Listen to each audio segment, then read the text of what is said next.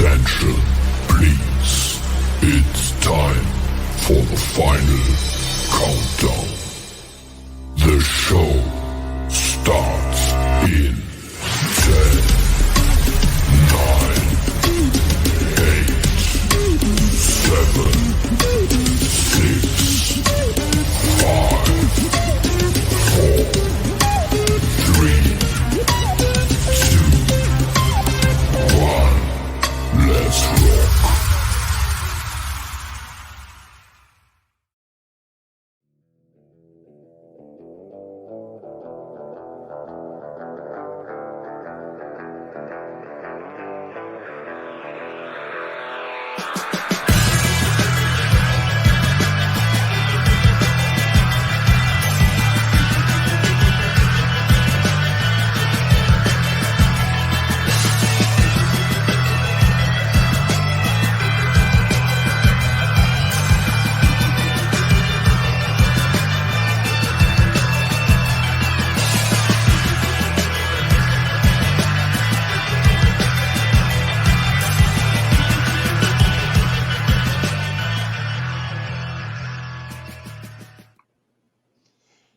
All right, and welcome to another episode of the Jumping the Rail podcast. This is Mark Redmond coming to you from the Noodles position in Champaign, Illinois, joined as always by my buddy Minderz. And, this is going to be a rough one, Minderz. I don't know what we're going to talk about today. What do you want to talk about today, Reb? That's very Cody of you. There's a lot going on. A lot. There is. Indies, and especially with what I just saw on, let's see, what was it, Wrestle World? Yeah, there's some juicy interesting nuggets things. of on the rumor mill there for sure. And just I just want to watch the carnage in me is really hoping that one of those things happens. I'm waiting for the train wreck. I hope the train wreck Oh, happens. I hope oh, it the does. meltdown. That's going This to be will great. this will be a calm reaction if that's the case. Ah, First off, we all remember the last episode. We were doing a "Who Wore It Better" segment, Minderz, with our friend Clayton Clark, the Shotgun City Sheriff, and Tony Khan. For those that don't remember, there's Clayton, mhm. there's Tony. Clayton, Tony, Clayton. Clayton wore it better. Okay, so we have a new entry in this equation here, Minderz. Do After we? this past weekend, Do we? you stole the man's hat. I might have gotten in a fight with the sheriff. It's okay. Removing an officer's hat is technically a federal offense. So there's Clayton, there's Minderz. I think he still wears it better, but it was more funny Yeah. for me to steal it. Okay, so Clayton wins this one. Okay, let's try this. Minderz, Tony. It's totally me. It's totally me. I wore it better than Tony. Oh, AJ says JBL wore it better than both of them. Both of them. Oh, both of them. Oh, okay. Hey, Dwayne says I Wayne rocked liked it. Yeah, we had a good time. We went to Hybrid Championship Wrestling this past Saturday. Checked the show out. And speaking of that, we were going to be joined by the owner of Hybrid Championship Yeah, the Wrestling. booker. The booker, I guess, is the booker. proper term. Also, a notable independent wrestler, Austin Ryan, one half of Mount Olympus, as seen on Minder's t-shirt. So we'll pick his brain a little bit about some of the doings in Indiana. There you go. Sounds good to me. Yes. So where do we want to start? Do we want to? Can we do the little juicy bit of information? Let's that do I the got? juicy tidbit of information because that just tickled me. Just the idea that this could happen. Okay, so exclusive, and this is from Wrestle World. So I don't know how legit it is, but this is what I saw. We're being told that Raw's next TV deal has either been completed or extremely close to being completed and is expected to be announced before January of 2024. So I'm going to start from the bottom and work my way up. Does that work okay? Oh, yeah. Build up Let's the do that. suspense. So in a distant fourth, last they heard, was NBC Universal to possibly retain the rights for either USA Network or Sci-Fi. So then third place, right, or looking in about third, is Amazon, which they're looking to place the show on their Prime streaming service. Legit. Second is Disney, and they're looking to place the show on FX. Okay. Here you go, Reb. This is the one Hang that on, made wait, hang on. Before you do, Okay. let me take the thing down. Where is it? There we go. Ready? Ready. Oh, you got drum roll. Yay. I figured it out. Warner Brothers Discovery looking at placing the show on TBS or TNT. Is Tony shitting his pants yet? Oh my god. Well, more. Right. Well, yeah, true. Well, I'll tell you what. That jackass decided to go head to head with Survivor Series on Saturday with, what was it, Collision and Rampage, right? Sure. I didn't even get a chance to watch Collision or Rampage. I haven't heard barely the got ratings Survivor yet. Series. It's, I mean, he got his ass kicked with Collision going up against SmackDown. What made him think that those two shows were going to have a decent number with Survivor Series going opposite them? I don't know. Our buddy Barry actually made an interesting point after Saturday. He asked if this was Tony's Waterloo moment for all you history buffs. You know about Napoleon. He got a little big for his britches and tried to invade Waterloo and got his ass kicked, which made me get creative. It made me get creative, Minderz. So I had to go on the. So for those who know who Napoleon is.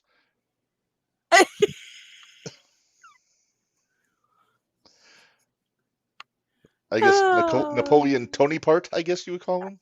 I guess. I'm not sure how that would go. Dwayne says WWE and AEW both on Turner. I don't know if it's both. I don't know if it'd be both. It is entirely possible that they're looking to get rid. With the way the ratings have been lately, I wouldn't be surprised if they're trying to just take AEW off. Switch out. Yep. That's what I'm thinking. I like what AJ had to say. Oh, hang on. What did he say?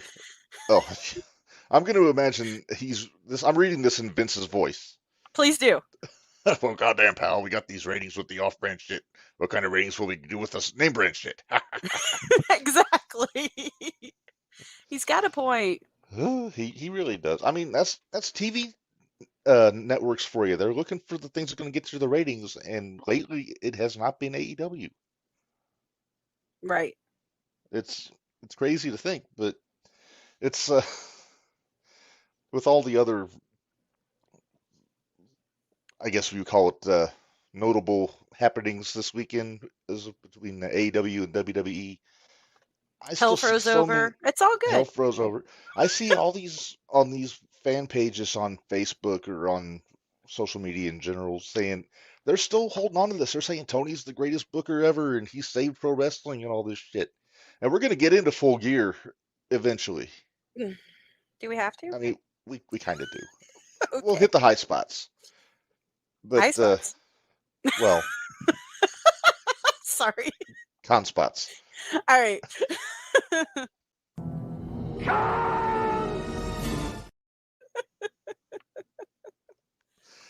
Oh boy. I'm a little worried about jumping into anything juicy because I don't want to get going before our guest arrives. Well, I just sent him a message, so we'll see. We'll see if I get an answer back. Well, one thing I will talk about. I mean, the elephant in the room is obviously CM Punk coming back in Survivor Series. But somebody has wedged his way into the conversation, even though nobody wants him there, Minderz. And I'm just going to throw this up here. Oh, right back. Would he please retire? I would be so happy if he would just retire. And can we take him off Twitter or X or whatever the hell it's called? He needs to get off of all of the socials and the whatnots and everything because he's kind of a jackass. But anyway, so he put that up where he said he was going to retire if Punk showed up.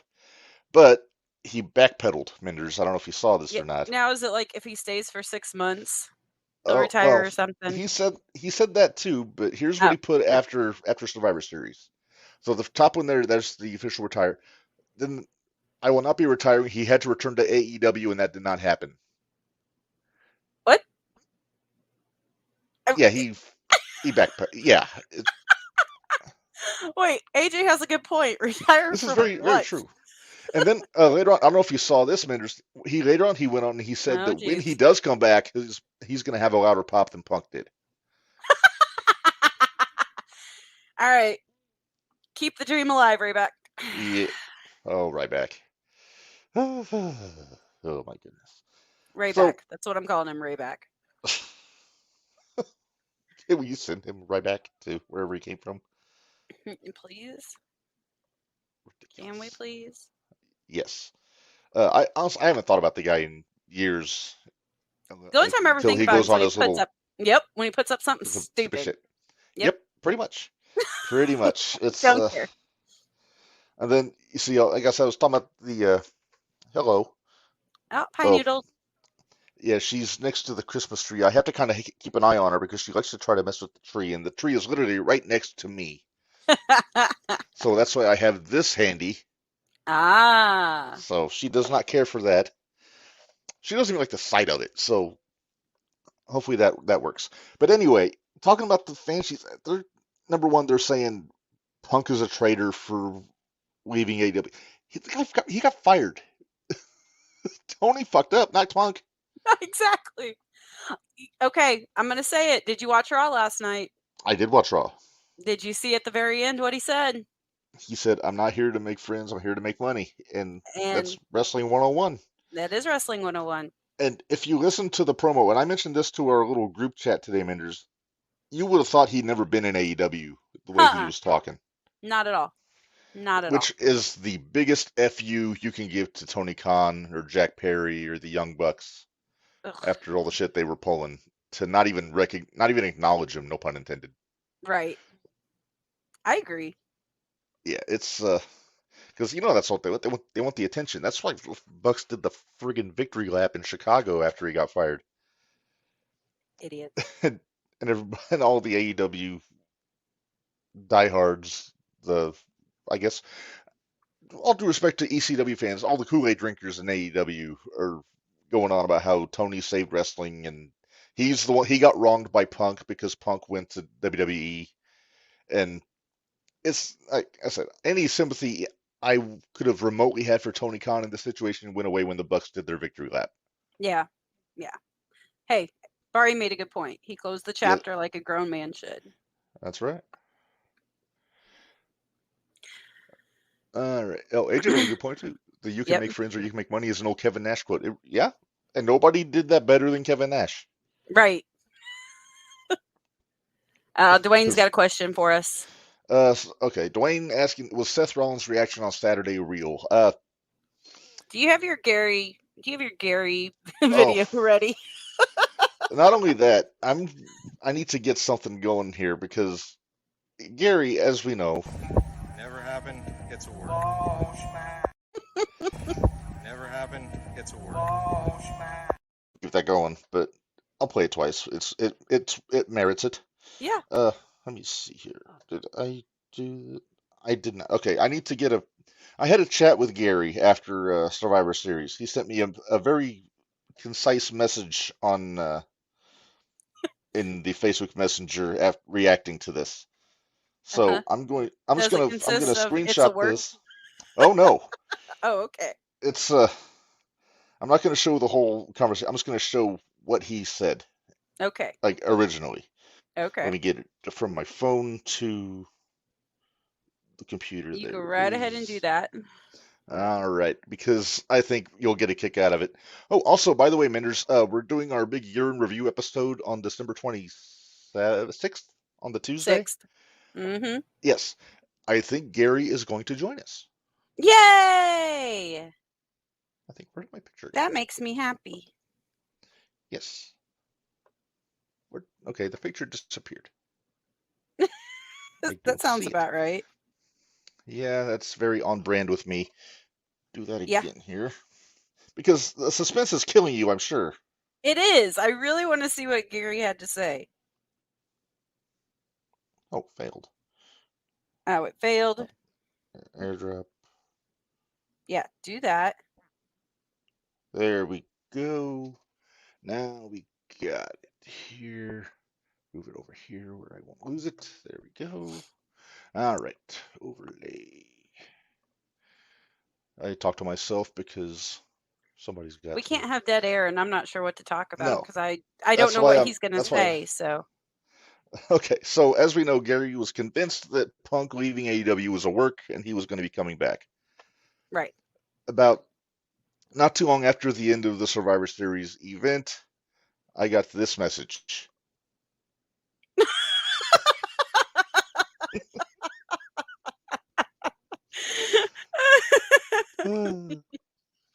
Yeah, Well, shit. it kind of sums it up, doesn't it? It does. It does. Oh, my friend Gary. We love Gary. I'll be glad. Oh I'm yeah, glad to see him coming back. So be nice to have him back. yes, yes. I'm hoping he's back regularly, but if not, every now and then is a nice bonus. Nice change of pace, so we Yes, don't entertain everybody ourselves all the time, or don't entertain everybody ourselves. yes. So I reached out to our buddy, Big Man Chan from Zero One, because I wanted to get him on with us for a few minutes at least, because he was in Chicago at Survivor Series. He was. I was able to hear back. He was busy. So I think he's at work, so he hadn't got back to me yet. So Gotcha. maybe we can get him at some point. But yeah, there was he was in Chicago for SmackDown and Survivor Series. Kind of messed up kayfabe a little bit in the process, but that's neither here nor there. Uh, let's see. Oh yeah, AJ wants to make sure we know that he stumbled out of your house singing Oh, Punk's I theme know he music did, after. because he came to visit Oh, I me think the before whole he neighborhood left. knows he did. Yep. And he came to visit me before he Dwight left, and says like, it was like dude. an RKO out of nowhere. Did Oh my anybody God. Sugar really Ho think thought he was Randy nuts. wasn't going to show up, though? Oh no, Not for one of moment course he did was I going to think show. he wasn't going to show No, up. they made everybody wait, for the big return. That's the same reason But I think they made Punk wait to do the in the main event last night instead of opening the show. well, and but we're not talking about my favorite return. Oh, We are the truth ageless back. R-Truth. Yes, and he has not missed a beat. Exactly. Especially He him is awesome. him last night on Raw. Exactly. Don't forget In the biggest Judgment Day's return of the night. clubhouse. Him in the clubhouse with the platinum jelly roll. Oh, jelly roll. Mm-hmm. Oh, Truth. Graciously offered to be the Judgment Day's 5th member on their War Games team last night. Last night. His timing, as always, was impeccable. Exactly. Oh my goodness. You know what? We can go ahead and get into some of the stuff for AEW. I'm sending you a message right now, and we'll go ahead and get in some. Why don't we go ahead and get into like the full gear and some of that stuff, and then we can. Okay, we can do that. Okay. All right. We'll So do that. all right. So with Full Gear, and this is one that we all had to kind of catch up on after the fact because we were at Zero One USA show last Saturday, so we were not Which was able probably to catch more it fun than full as it gear. happened. I'm just saying. Hey, that was a fun show. I love Zero One shows. Well, and we'll talk all about it tomorrow night. Oh yes, indeed. All right, I'm going to call up the results from Full Gear at least, so we can. Yeah, please do, have because I don't something to- remember. I don't remember. I will say this: highly entertaining listening to Jim Cornette discuss Full Gear. I only got a chance to listen to him talk about one match. And I bet I know the Texas Death Match. The Texas Death Match. AJ, Yeah. can you put up AJ's quote? Full gear, more like TK's dealer showed up with his full order of gear for the night. I'm not going to put up the picture I put of Tony Khan in Scarface mode because that might get me in trouble on YouTube. Yeah, But, don't do that. No. I'll stick with Napoleon Tony part. There you go. I need to call the Paint Your Life people, see if I can get this portrait made and then have it sent to them. There you. Okay. All right. Let's start off with Full Gear. What happened? All right. Well, I don't first off, remember. I've slept and okay. Well, drank since first then. off, yeah.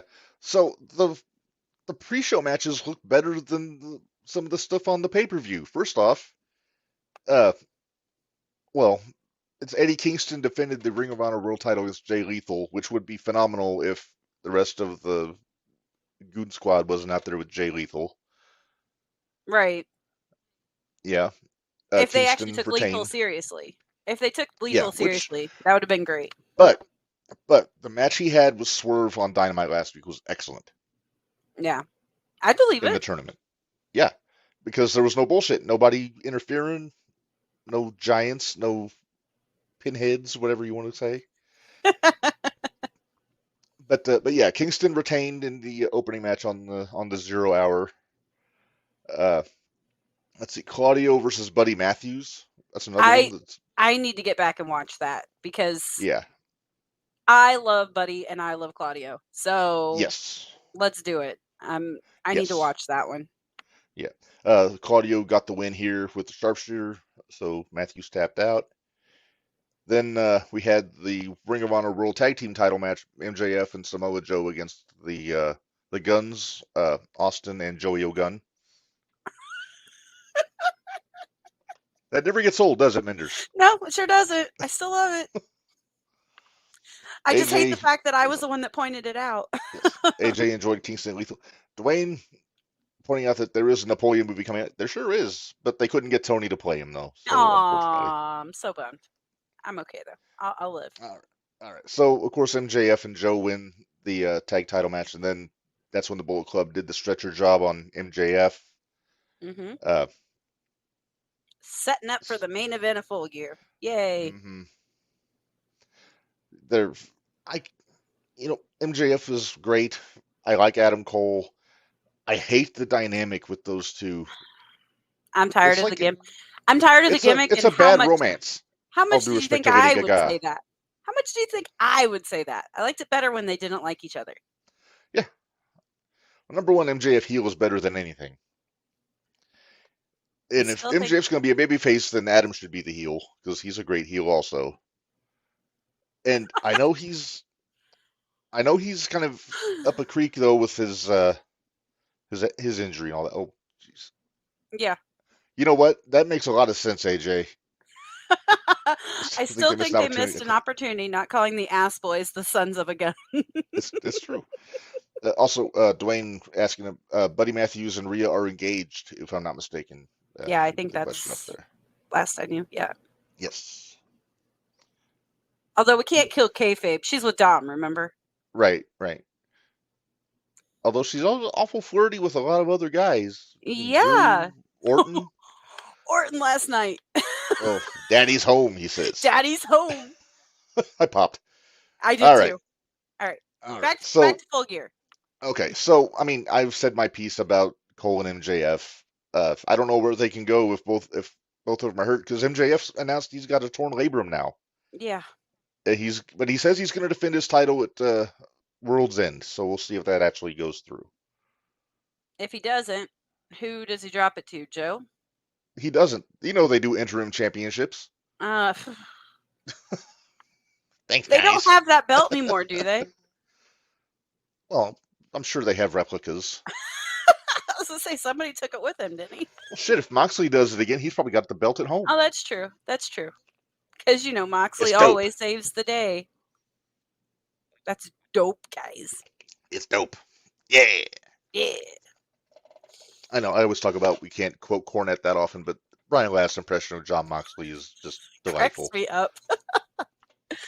All right, so on to the main show here, Minderz. The first match, Adam Copeland, Darby Allin, and Sting with Ric Flair in their corner against Christian Cage, Luchasaurus, and Nick Wayne. So glad they're giving the young guys a chance. Yes. Sorry. Oh, it's fine. I'm just glad that Sting didn't get the pin in this match like he usually does. It was Copeland pinning Luchasaurus there.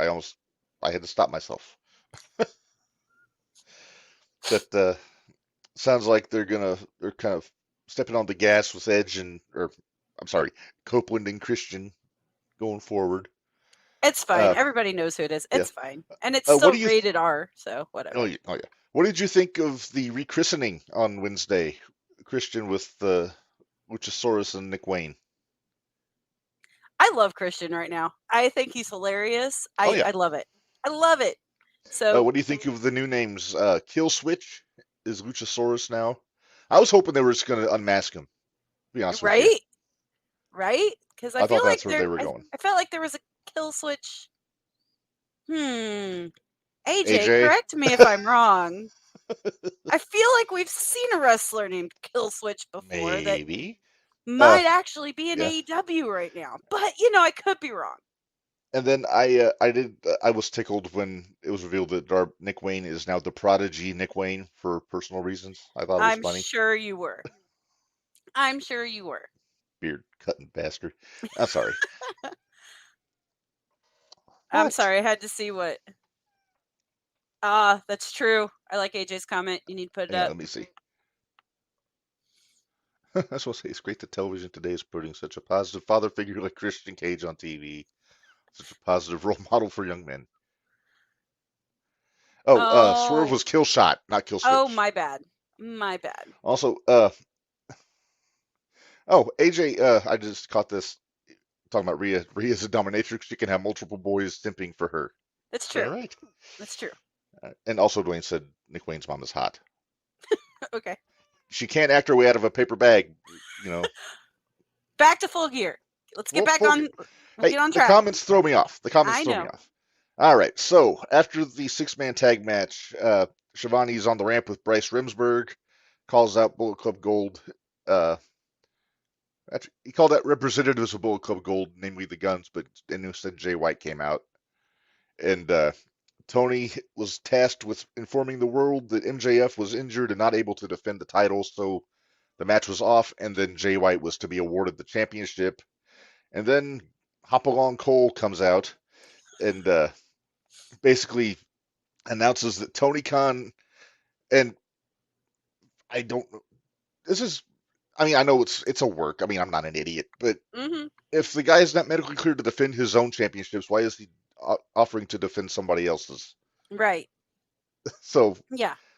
So the match was changed. It's going to be Jay White against Adam Cole on one leg for the title at the main event.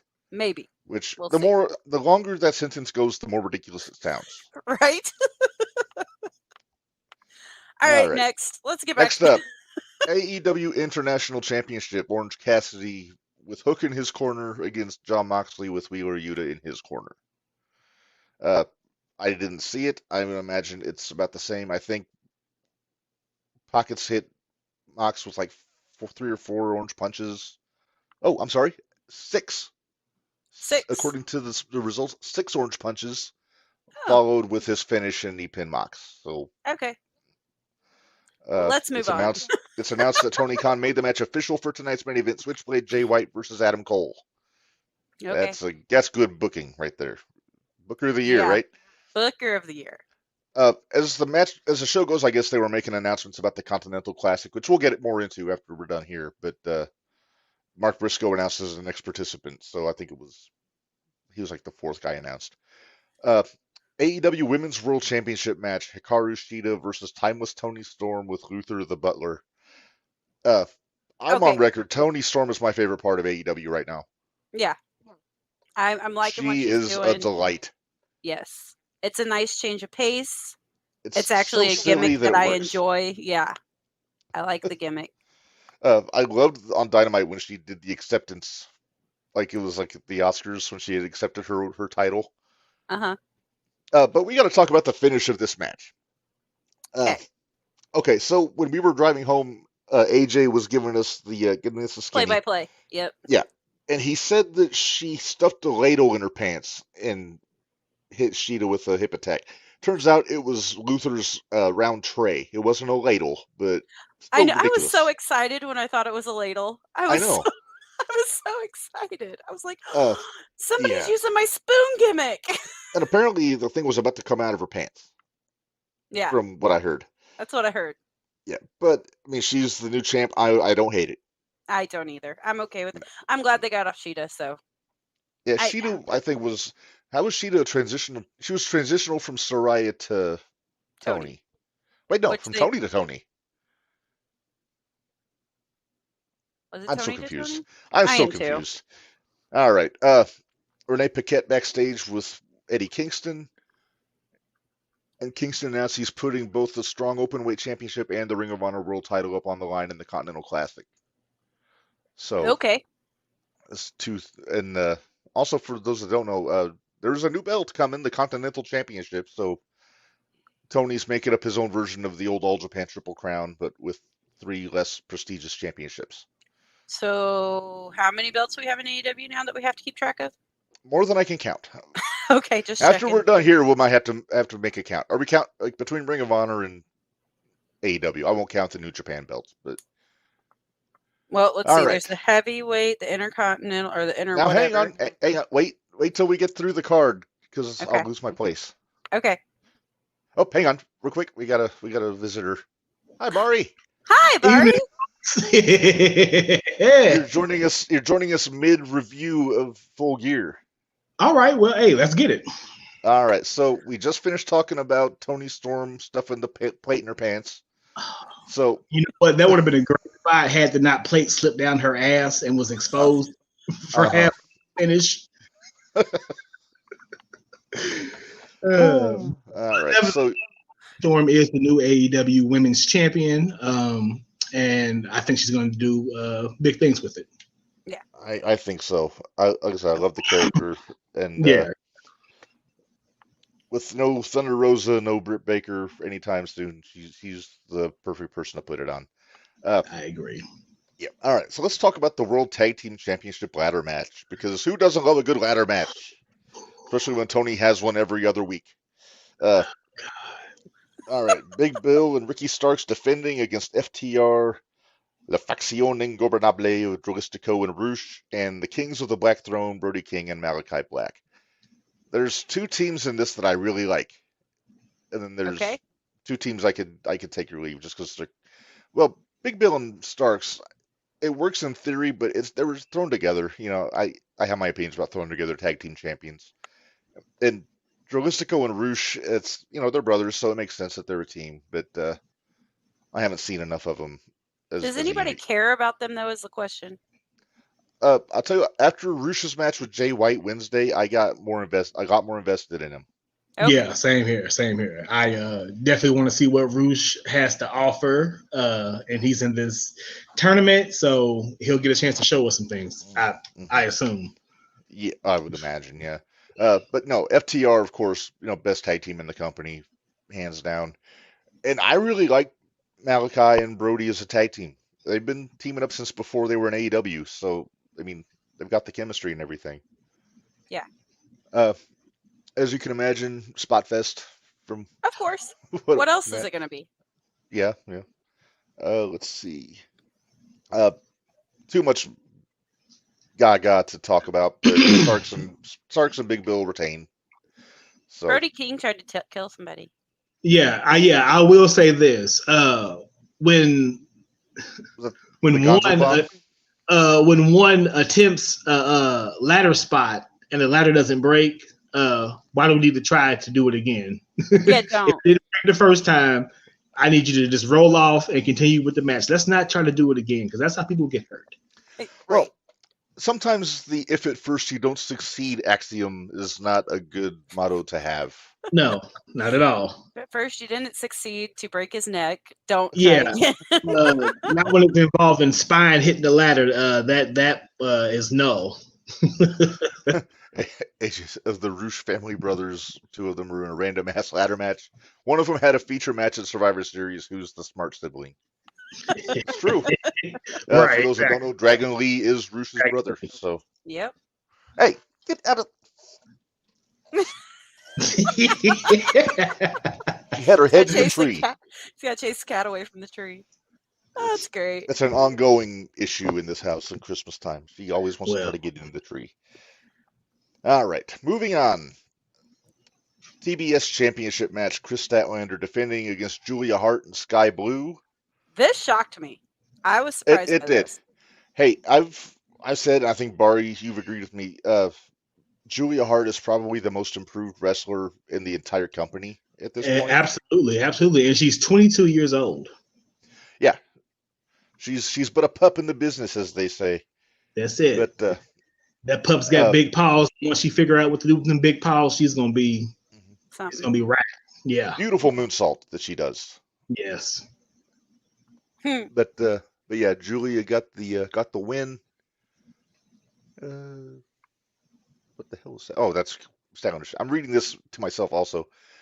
Basically, Statlander hit her finish on Sky Blue, but then Julia knocked her out of the ring and stole the pin. Beautifully done heel work, if you ask me. Yeah, one of my favorite finishes. Yes. Yeah, except for who her helper is. I'm fine with it. Well, we all can't be as lucky now, can't we, Minder? I know. Who's her helper? Julia Hart's? Blue Yeah. Sky? That wasn't her helper. She pinned her. Yeah. Mindy seems to think that Julia and Blue Sky are in cahoots, if you will. It's very possible. So apparently, I missed this in the results. Apparently, when Sky Blue came out for her entrance, she took her cap off, stomped on it, and put on a crown for some reason. I'm not sure why. She thinks she's Jerry Lawler now. Can we just move on? Well, Let's move on. Let's move on. All right, we got one more piece of business before business really picks up here. Okay. All right, Tony Schiavone comes in the ring to announce the big contract signing for AEW, and it is none other than Will Ospreay, which was one of the rumors. He was rumored. There was a lot of talk. It was going to be Mercedes Moné. Could have been Ronda Rousey, but they wound up going with Ospreay, with the caveat that he's still going to finish up with New Japan before he joins the roster full time. Can we post AJ's on there? Because if that happens, I will so pop. Okay, he says, "Hey, Florida Tony, if you're listening, license the theme song for AHS to use for Julia Hart and tell her to go out in the woods and film some creepy Coven vibes shit." AHS, I'm assuming, is American Horror Story? Yes. Yes. Okay, thank you. I've never seen the show, so I don't know. Oh, okay. It's not really my jam, but that's all right. Got it. Understand. All right. So anyway, thoughts on Will Ospreay being the big signee for AEW? I already thought he was in AEW, so okay, whatever. Well, he was, but he wasn't under contract. This is kind of a half-assed contract signing, as good as it is, because Ospreay's damn good and he's a great pickup. He's damn good. He's damn good. He's top 5 in the world. But if you're going to announce a big contract signee, you would think it's going to be somebody that they haven't seen before. Is my issue. No, yeah. Tony dropped that announcement like that so he could get eyes on his pay-per-view. And yeah, it may have got another 150 to the old bait and switch by Napoleon yeah. Tony Part. Yeah, and it may right. And Barry, did you see this? Son of a bitch. Who, me or Tony? Tony. Like I said, right, like I told y'all this past weekend, this what's going on now is his Waterloo. So that right there was very fitting. Yeah. If I had the rights to the song by ABBA, I would play it, but I can't afford it. So right now we're not a catchy tune though. Yeah, we're some ABBA. We're not going broke for Tony Khan, so no. Not happening. No. Although if he bought the rights to that song himself and made that his entrance, I would pop. So would I. Hey, Barry, did you hear the announcement when Minderz was talking about the potential suitors for WWE for Monday Night Raw? Yeah, so like, what's going on? Like, Time Warner are they really interested in WWE? Like, so if the number one that's most interested is Warner Brothers Discovery looking at placing the show on TBS or TNT. Exactly. So like Black Saturday 2. Yeah, that's exactly what's going on. That's exactly what's going on. If that deal goes through, I'm not saying Tony couldn't find another major cable station to be a part of, but yeah. He may have a nervous breakdown if that happens. And I'm not wishing ill on anybody, but he may finally snap. Exactly. We'll see if money can get him out of this one. We'll see if his money can get him out of this one. That's his problem right there, right? He's been a rich kid given everything, so Yep. Never had a real legit problem in his life, and now you're running into grown man problems, and you don't know what to do. Yeah. So, Not to mention yeah. all the soccer fans in Europe were pissed at the ticket prices for his team too, apparently. So, but I don't care enough about soccer to really have an opinion on that. So exactly. And it it's football says this. Go ahead. Unfortunately, this means we'll never get Ospreay versus AJ, which is true. I Well- would love to see it. Because AJ, from what I understand, is planning to retire after this deal is up with WWE. I think it's time. Let him go out on his own. He's going out on his terms. He made his Yep. money, made his name. Yep. Anyway, so I brought that up just to give us a little bit of a buffer before we talk about the next match here, guys. The match that I couldn't stand. The Texas Death Match. With the over-exaggerated finger quotes, because for fuck's sake, this was not a Texas Death Match. Was not. Hangman Adam Page versus Swerve Strickland in a very good last man standing match with In some a ridiculous high bloody spots. ass, gruesome ass last man standing match. Right. We call had, it the Abdullah the Butcher Hepatitis Classic. exactly. You know, and maybe that's why Warner Brothers is looking at WWE now.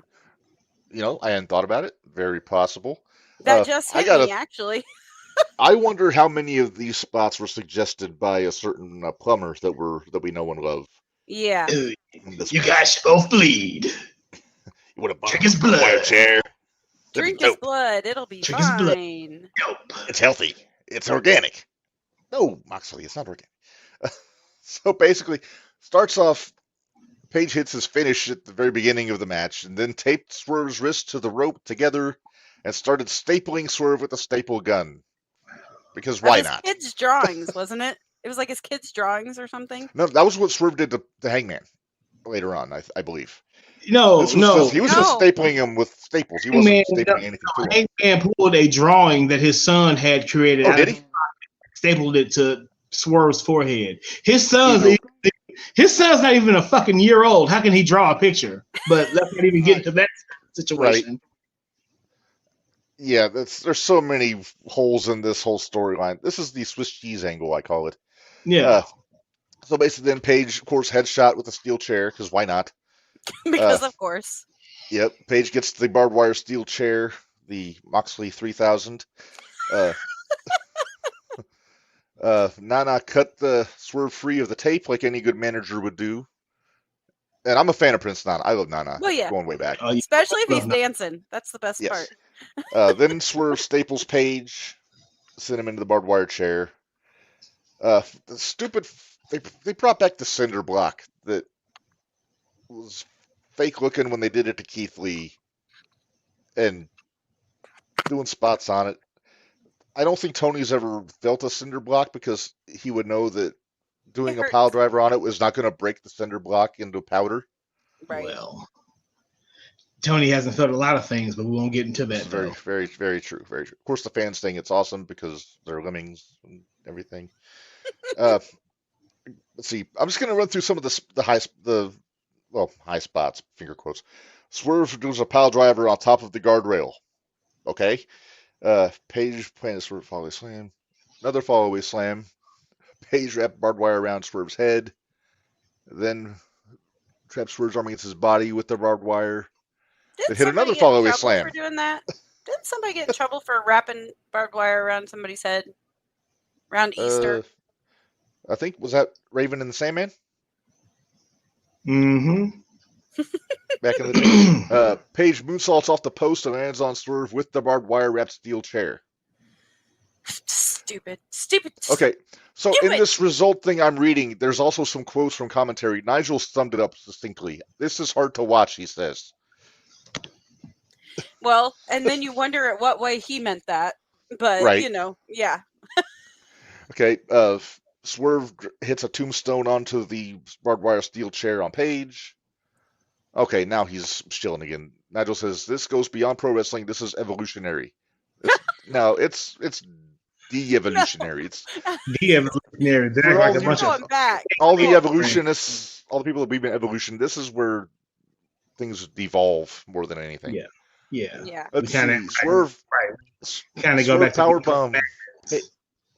Swerve powerbomb Page onto the barbed wire chair.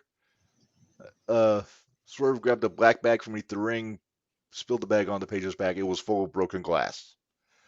I wonder if it was real glass. Cry me a river. Am I right? Right? I bet you it's clear glass, but okay. Swerve hits a 450 onto Page, covered in glass, so Swerve basically jumped into glass. The plywood wrapped in barbed wire between two chairs. Moxley 5000. Page bites Swerve. Because, again, why not? Yeah. Page Drank with, I some believe, the blood fifth. early, like within the 5 minutes. Yeah. I think this is the Page hit a fifth follow slam, if my count is right. Then hit his finish on the barbed wire. Let's see. Page put the barbed wire in Swerve's head, hit him with a lariat. Brian Cage interferes. Because, okay, get the guy paid. Why? Yeah. All right. Yeah, that was pointless. Yeah, he just came in to feed, and then he took I think he took a spot through the table. No, Nana went through the table with the dead eye. And then Swerve shattered the cinder block on Page, which, if that was a real cinder block, would have killed him. But since the cinder block can't actually shatter on the human anatomy, phony. Then Swerve wrapped the chain around Page's throat and hung him on the ring post, and that's where we got. Well, then they. Now I need to see. Did the referee count to 10 while he was hanging? I have no idea. Because that's wrong. I should have waited till he went to the ground. But anyway, so Swerve got the win. The right guy won, if you ask me. Yes. Definitely. Technically, the babyface should have won the blow off, but Swerve was way better. I was gonna say it's Page. Why? No. I kind of glossed over the blood drinking because it's gross. Yeah. It's gross. It's stupid. It makes no sense. Unclean. There's so many adjectives for that. See, AJ's got the right idea. I like AJ's comment. Now, hang on. I'm taking umbrage to something real quick. Dwayne says, Nana can't dance. Bullshit. That man is a modern Barishnikov. Right. One of our favorite moments. Right. Nana and R-Truth they are national treasures. And Dwayne, I will have no bad talk of Nana on this show. Yeah, AJ says, I'm sorry, but if a man broke into my home and threatened my child, he didn't threaten the child. He just threw a shirt at him. Drinking his blood would never cross my mind. I'd just shoot the guy. Well, I mean, where's the fun in that? Virginia. Let's see. Well, that's another discussion we had. Yeah. AJ, AJ suggesting Lucha Underground content if you want to watch a hardcore style death match involving Swerve that wasn't completely fucking gross. I recommend Killshot Swerve versus Dante Fox, who is AR Fox. Hell of War match. Or Killshot versus Marty the Moth, Weapons of Mass Destruction. All right. Both really good So matches. you have your homework, everyone. Yeah, especially you, Reb. Yeah, I know. I need to catch up on my Lucha Underground. You do, because we talk about it way too much for you not to be caught up with it. Yes. So the good news is we don't have to talk anymore about the Texas Death Match. Good. Now we get to talk about the Golden Jets versus the Young Bucks. Oh, that doesn't make it any better. I do like the Golden Jets name because, Winnipeg. But, of course, this is if Jericho and Omega win, they get the Bucks tag team title shot. If the Bucks win, then Jericho and Omega have to break up their tag team. It's kind of either way, you win some, you lose some. Right. Exactly. Well, I'm not going to get too far into this. It seems like it was pretty much a straight up tag match, but with a bunch of and it was 35 minutes of blah. Yeah. Basically, Jericho and Omega win. Bucks throw a hissy fit. Apparently, they're taking some time away from. Like he's right. Like they're 6 years old and Daddy didn't get them a shiny red wagon for their birthday. Kiss my ass. So the Bucks, I guess, are taking time away from AEW. They've stopped being the Elite. I guess that's done. But unfortunately, now I was cruising YouTube earlier. Apparently, now there's being the Dark Order. The Dark Order has taken over being the Elite. Oh no. Deep breath, Barry. God. Deep breath. All right. Scoff, Barry. Scoff. Pshaw. Takasha. Rain, sleet, or snow, day or night, good or bad, Jericho was going to get his pay-per-view payday regardless. You Yeah. damn right he is. Hey, Dwayne used to watch Lucha Underground. That's something you guys can chat about, AJ. Yep. All right. So we are to our main event. Moving on. Oh, Mindy, so I love I know. So we got Adam Cole as the proxy champion for MJF defending against Jay White. But of course, Cole can't walk. He's looks like a hobo. He And looks then like me. a little, but you move around better than Cole does. It's So you replace one injured motherfucker with another injured motherfucker. Okay. Yeah. If MJF is smart, he would say, "Hey, Joe, do this for me. You'll get a title shot." Exactly. So anyway, before the bell, what a shock! MJF drives the ambulance into the back of the arena, and then hobbled his way to the ring. Well, he couldn't open the door at first. It took him a while to get the door open. Oh, Max. Oh, Max. So then, as I understand it, it was a pretty good match, Max and Jay. The guns I get expected it to caught be a good and match. get ejected. Yeah. I expected I mean, it to be a good match. I know, Barry, I know your take on Jay White. I like Jay White. So I was hoping for a good match out of these two. If Jay glad- White doesn't talk, I think Barry would like Jay White. Well, But when he speaks, that's when Yeah. when Barry's Guess like, what? "No." we're way past that. So So It's almost like me in pockets. I mean, that's all there is Yeah. to it. so Jay White pretty much controlled the match from the sounds of it. We need to talk about the table spot on the floor. Why? MJF tries to put Jay White on the table, and apparently it was made from the same cardboard that office in the back was made of a couple weeks ago when they threw Bones through the window. Because Well, no, I liked my I think it came from wherever you weren't there, Reb, you missed it. But Barry, it was made by the same people that made the table that Marvin and Kyle Pfeiffer had Oh, their marathon Marvin. match. Jesus. that hard-hitting tables match from That 01 hard-hitting USA. 7-second table match. Or the one Cody Rhodes had with Big Show at WrestleMania. There you go. No, not Extreme WrestleMania, like the week after. But Extreme Rules. basically, yeah. Show just stumbles off the apron, steps through the table, and loses. Well, Which, Vince was pissed about that one. But anyway. AJ just said Barry's giddy because he knows this is the last time he'll have to sit through a pay-per-view to get to Jay White. So, long story short, MJF buckled down, hit the punch with the ring, and pinned Jay, retained his championship. And that is all we got from Full Gear as a show. Of course, we got So the wait, media no. scrum. This is my question before you get into the media scrum. This is my question I have right here. Why has it been every time that MJF has defended his championship, he's fucking hurt? Like, are we going to do this angle every time? Every time we're going to do this angle? Like, you're hurt every time? Like, it's And been in every this time. It's case, been every time. Yeah. He's been hurt. Something has been hurt. Yes. AEW is the friggin' walking wounded at this point. Everybody's hurt in some form or fashion. Exactly. Danielson's got a broken orbital, right? Yeah.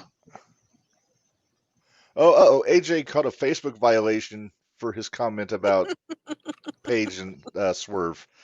Well, Yeah, I was wondering about that. Uh-oh. you can't go around shooting people, AJ. You're right. No, that's you gotta be judicious, follow the law, all that kind of business. Yep. I'm trying to toe the bit that I'm not going to kick it off.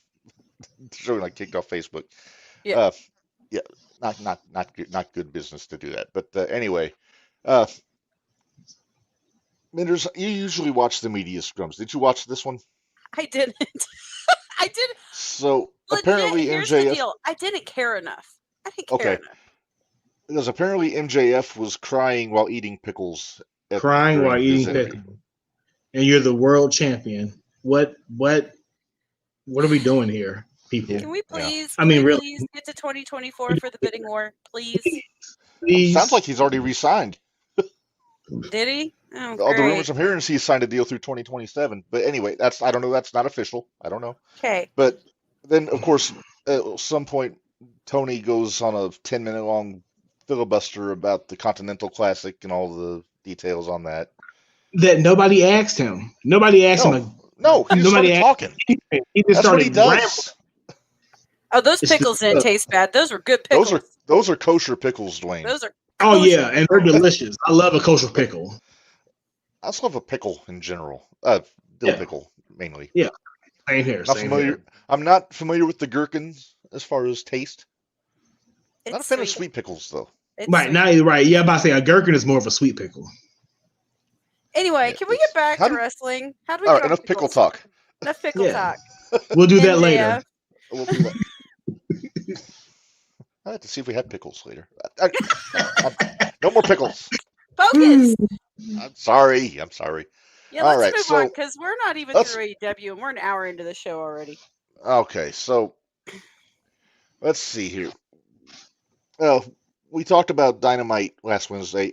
I was stunned because I actually enjoyed Dynamite last Wednesday. Like I haven't across the watched it board, yet. there was a couple of things that bothered me here and there. The tournament matches were good. They had 3 The tournament tournament matches. were great. They were great.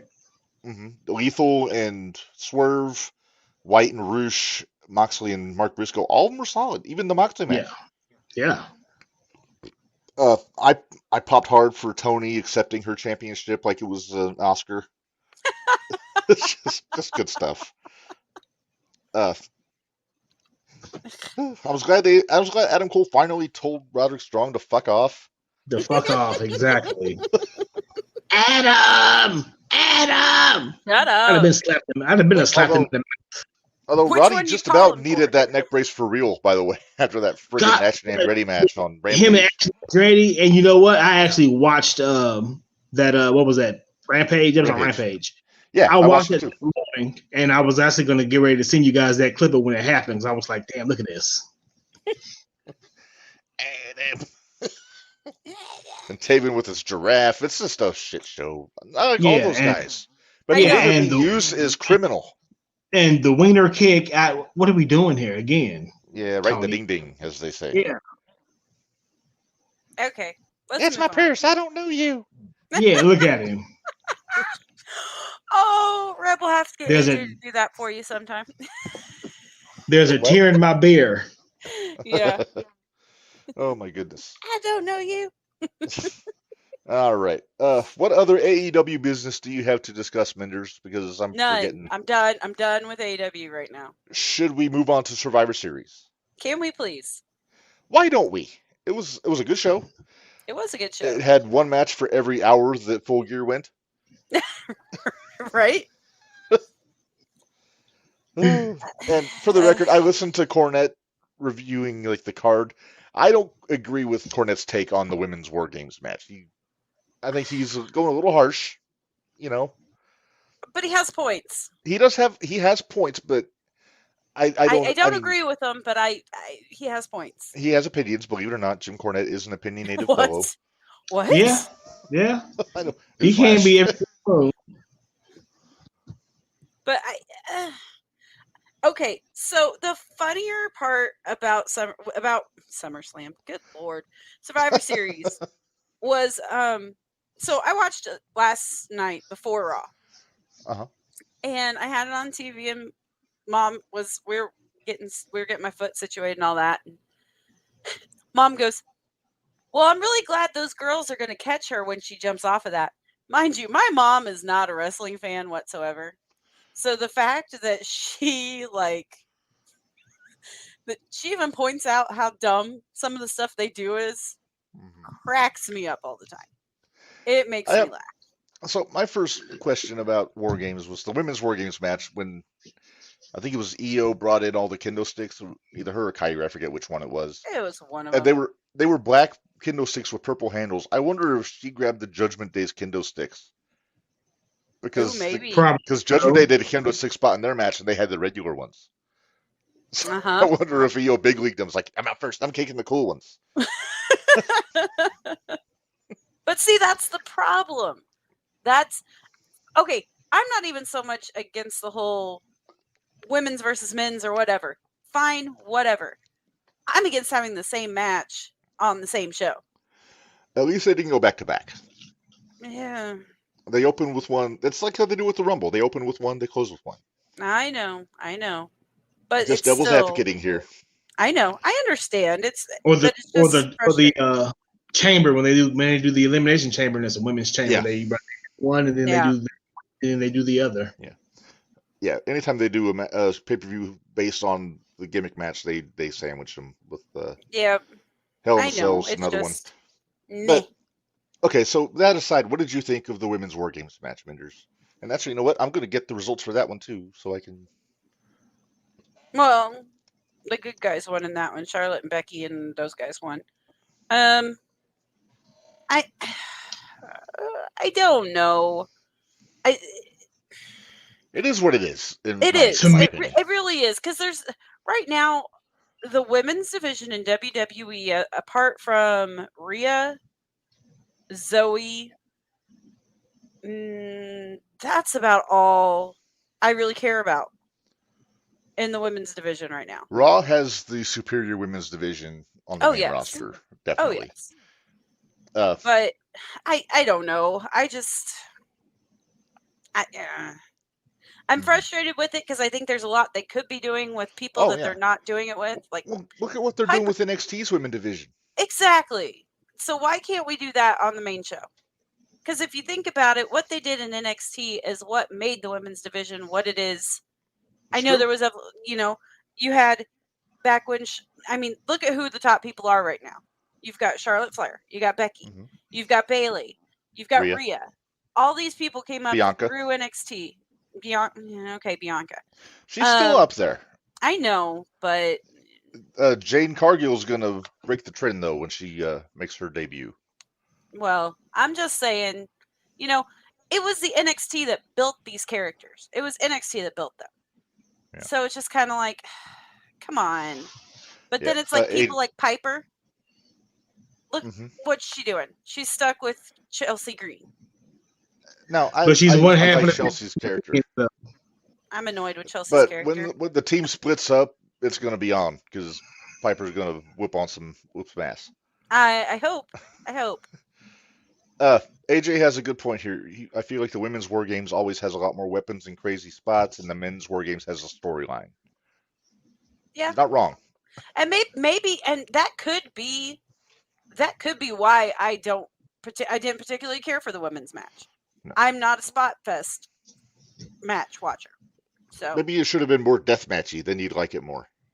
no, I'd like it less. It was different in the fact that the face team had the advantage going in. Yeah, that was weird to me. I didn't think they would do that when of course, they made it a fan vote. So, I mean, fans are going to vote for the baby faces all the time. But then Sure I about that? understand. I understand why they did it because Dakota Kai was getting involved. So I get it. Yeah, I get it. Yeah. well, true. Yeah. True. So Dwayne wants to see Piper team up with Nia. I want That to see doesn't Nia surprise go me. away. Nia Me needs too. to go away. Sorry, I Dwayne. cannot stand her. Sorry, Dwayne. Her promos irritate me. Her work is shitty. I'm sure she's very nice out of the Shut your ring, hole. but I'm just Maybe not. Shayna. I'm not a Nia Jax fan. I'm sorry. All right, Just- move on. Let's go to I'm the next sorry. match because the I next feel like match I crushed was one of my- Dwayne's soul with that one. I'm sorry, but He's all right. all The right. next match So was yeah, my favorite of the night. next match was the match of the night for me. Gunther and the Miz Uh-huh. Intercontinental Championship. I love when Miz gets serious because then you forget that he can be a goofy bastard, which Right? I'm okay with usually because I like the Miz. I like his TV show, but he took a hell of a beating from Gunther. He beat the And, piss out of him. Yeah, But again, like I said when we talked about this match, though, I said if there's anybody right now on the roster for someone for Gunther to go against right now, and you still can kind of take seriously. Miz is it. Yeah. He really is. I mean, but now we've got Randy back. We've got, now we've got other people back. So it's there like, are okay, options out there. yeah, now there's options. But for right now, for what was going on in everything right now, Miz was the best choice. I had originally thought that Gunther was going to drop the belt soon and then win the Rumble and get into a world title program. After what happened over the weekend, I don't think that's the case. I think he's going to hold the belt for another year. We'll It's see. very If I well had to possible. guess. But we'll talk about that here in a few minutes.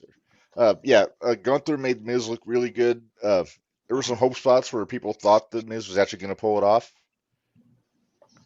And you know what? It wouldn't have. I don't think it would have killed anybody if he would have. Gunther is Teflon right now. No, he is He not is. hurt by a loss in any form, but they want to keep that undefeated streak going. I guess he hasn't lost a match in like 2 years since Ilya beat him for the UK title. Oh wow. No. Right before he came to the main roster, he lost to Braun. Yeah. Oh, he did. Yeah, it was a title match. That's right. Oh, I think Cole might have been saying since he came to the main roster, he hadn't been pinned. I gotcha. Yeah. That makes sense. No, that's true. I gotcha. Yeah. All right. Let's move on here. Another match I really enjoyed was Santos Escobar and Dragon Lee. Just a good old fashioned lucha match, I forgot about that match, so you just mentioned it. And I don't think it's anything about the match itself. I just think it was a couple guys that. Plus, it's where it was placed. It Yeah. was between the Intercontinental title match and the Women's Championship match. So It was a buffer. it was. But Santos, I've always been high on Santos. I like Dragon Lee since he was in Japan. Escobar getting the clean win. I like the rumor that I'm hearing that Santos is going to get Los Lotharios to be his buddies going forward. I've seen that. Yeah, no, that's Humberto and Angel. Oh, Angel okay, Garza, yeah. Okay. Hell. Gotcha. Okay. And And then my other favorite match of the night, or one of my other favorite matches of the night. yes, the Women's World Championship match: Rhea Ripley versus Zoe Stark. Rhea looked nuts. Rhea did look nuts, but I love the mohawk. That was so cool. Yeah, I'm telling you, Rhea Ripley is this generation's Sherry Martel, Yes. Mm-hmm. And the more she comes and that out is not a looking- bad thing. And when she looks like she looked at Survivor Series, you can see it. It's great. Really good match. I like Zoe Stark. I like her style, and she hung with Rhea very nicely, I think. But And I didn't Not- really feel like there was any part where they were like it was a big total mismatch, even though Rhea's a lot taller than Zoe. no, Zoe's She's- strong. Holy crap, she's strong. she's strong and she's a really good striker. Yeah, she is. But no surprise here that Rhea got the win. I don't think Rhea's going to drop that till maybe Maybe WrestleMania. Maybe I- never. That's true. I think SummerSlam at the earliest. To be honest with You you, think SummerSlam? I think she's going to hang on to it because who's going to beat her? At this Exactly. point? Well, I hate to say it, but are they trying to build Nia up to beat her?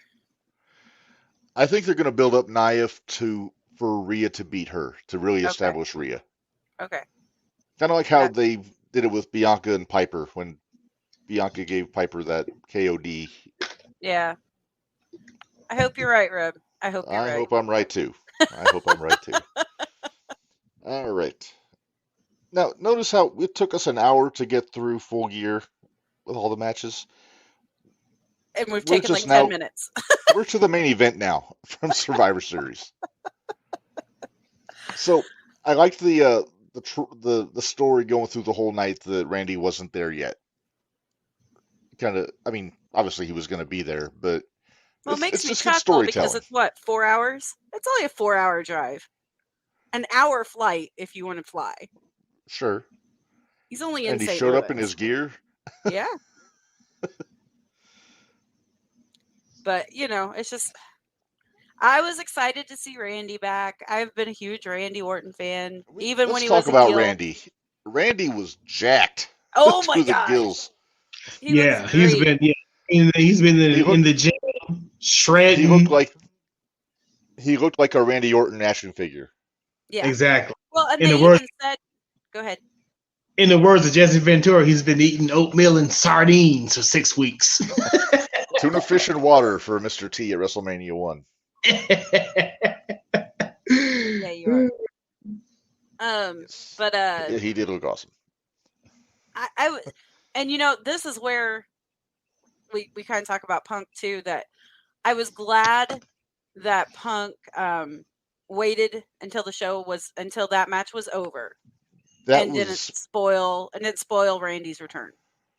No, that was a Triple H 101 how they did the end with the little copyright graphic and then the music hit. But Priest is the one that took the pin in the War Games match. I feel like that's just feeding more and more into the idea that Priest is going to get kicked out of the group.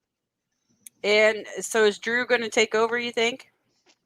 I don't know. I wouldn't hate it. I wouldn't hate it either.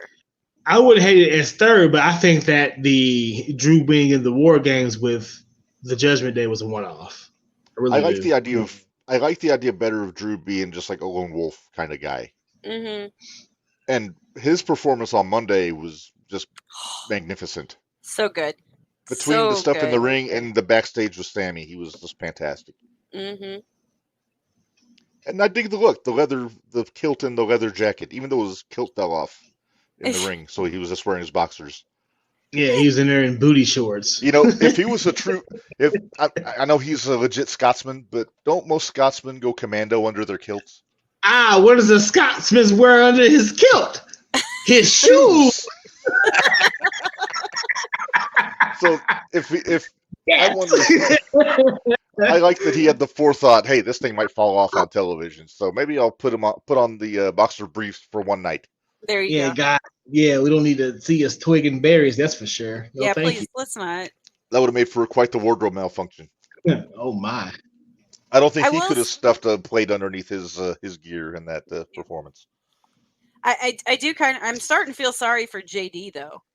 He's definitely becoming the lackey. He's becoming the lackey for the Judgment. He started out as the lackey. Hey, I'll tell you what. He took that RKO off the cage like a champ, didn't he? It was a hell of a spot. That one. See, I do like occasional spots. They don't bother me at all. How do you think Matt Riddle feels right now, knowing he would have been involved in this match if he hadn't got fired? Well, also, and I wonder if Randy saw how JD took that RKO on Saturday and decided, hey, you're going to take one every week now. Because right? Last night he took another one and just a regular RKO. Two? I think he took one, then he took the DDT. Oh, okay. Yeah. Okay. Yep. He took one at the beginning. Like a champ. Yeah, DDT at the end. When Orton finds somebody that can take an RKO well, he wants to give it to him all the time. Yeah. Like the Steam Brothers. It's going to work. Oh, that table spot. the first time when he misjudged how light they were on their head. Yeah. Oh, my God, those poor Sting brothers. Hey, I saw them in GCW not too long ago in a tag title match. Really? Yeah, no, they're still going strong. Huh. Yeah, the Bollywood boys. All right, so I didn't have a whole lot to say about Judgment Day. I mean, they act like they always win at pay-per-views, and we all know they don't. So, or premium live events. So, I don't get what the big deal is that they lost, because I see where they're going with the whole storyline of kicking out Priest. Yeah, although I will say the way that Priest was wanting to cash in was kind of brilliant. Yeah, it was.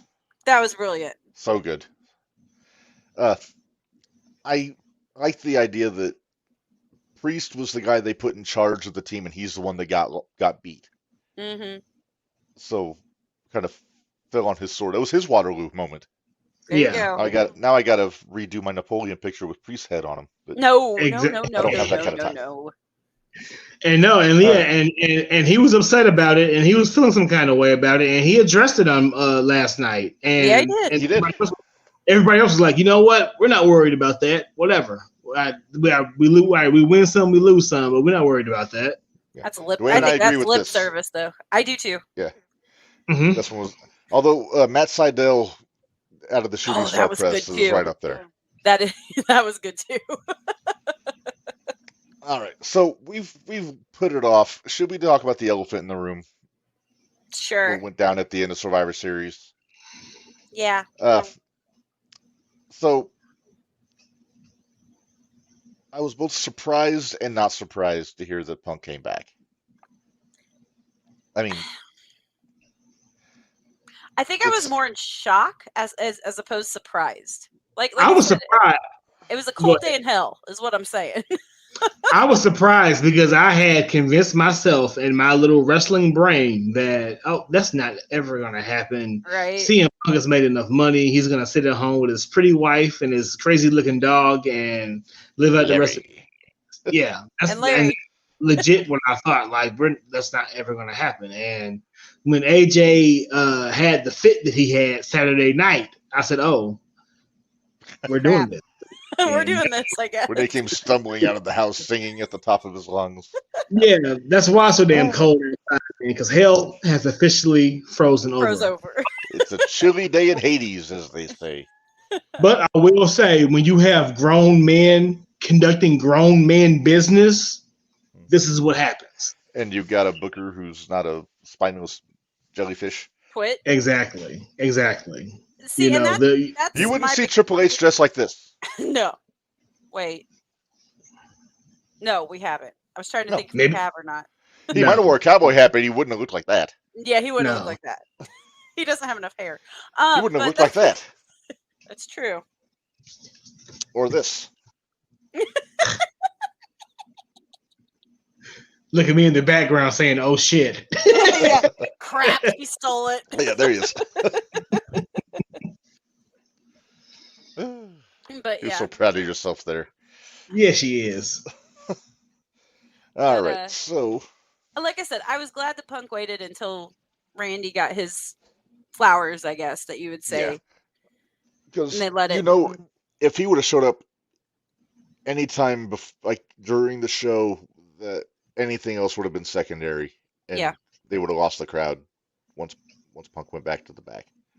Yep. So that went from build him up with Randy and then really get the pop. I think the pop was louder for that than it was at AEW, honestly. But The pop for Punk escalated. Like it kept growing. Like when Yeah. the music hit, there was this massive pop, and then as he was coming through the tunnel, it just kept getting louder and louder and louder.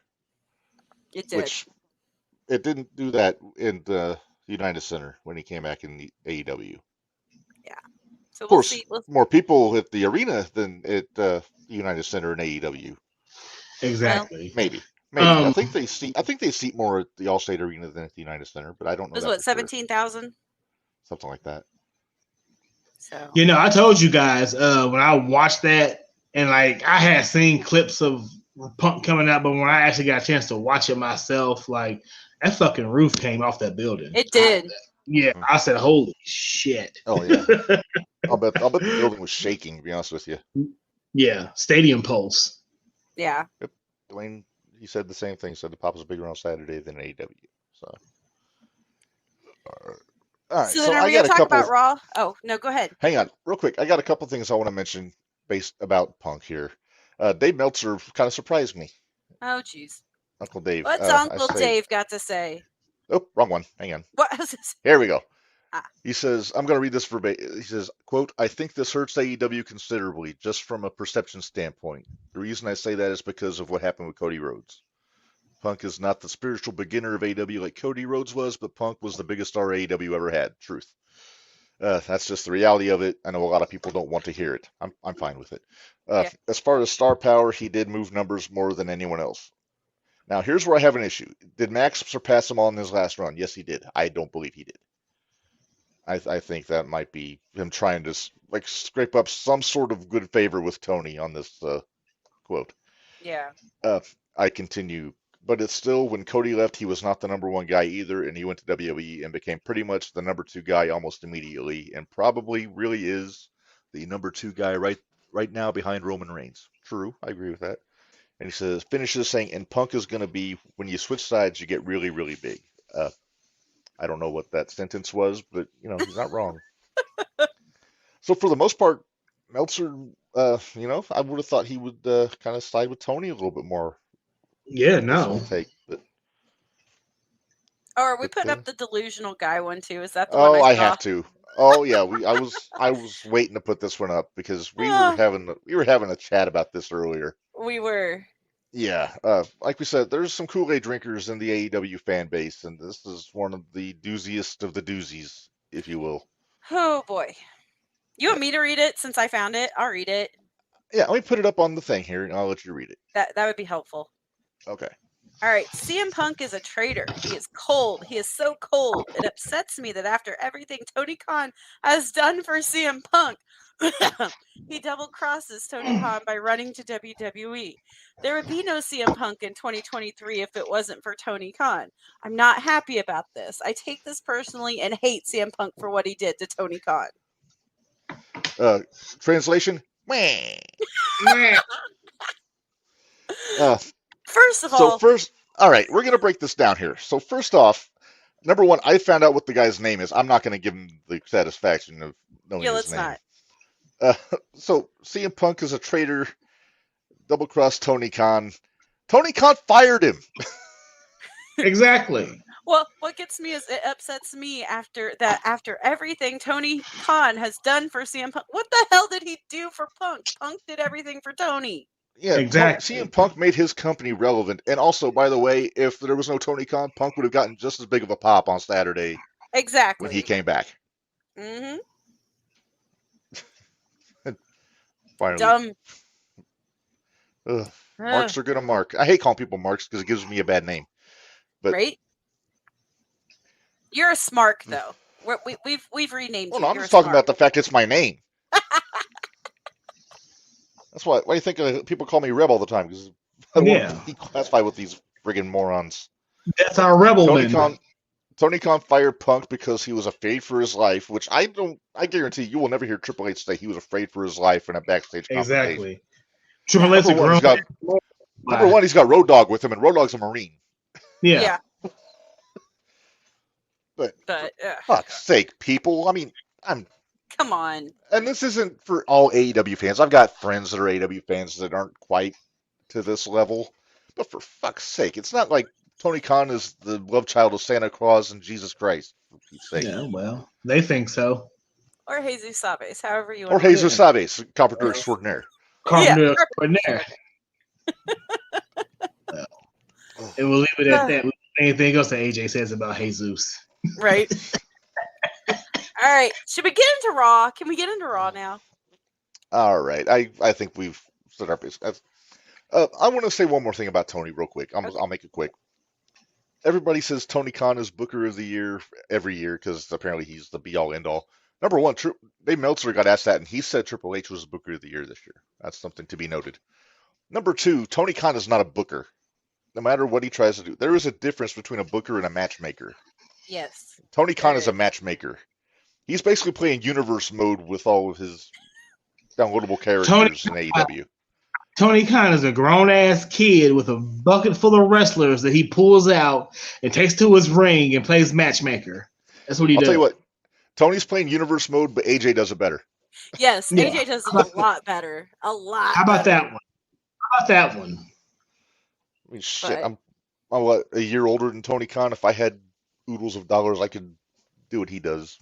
At the risk of sounding like an idiot, but come on. I mean, Tony. Oh God, we be brilliant. Oh, and I don't know if somebody listens to this, I'm going to get roasted for that comment Yep, too. you are. And I know who you're talking about. Dwayne needs to understand the difference between a matchmaker and a booker. A booker tells stories. Yes. He makes everything make sense. Tony just puts people in matches. Yeah. Now sometimes they're good matches. No But angle. there's no rhyme or reason to it. I think that's why he's benefiting from doing a tournament. Yeah. Because The that's tournament all he has lets to you do is build a put matches. story. Yeah. Yeah. And I don't know if you know this.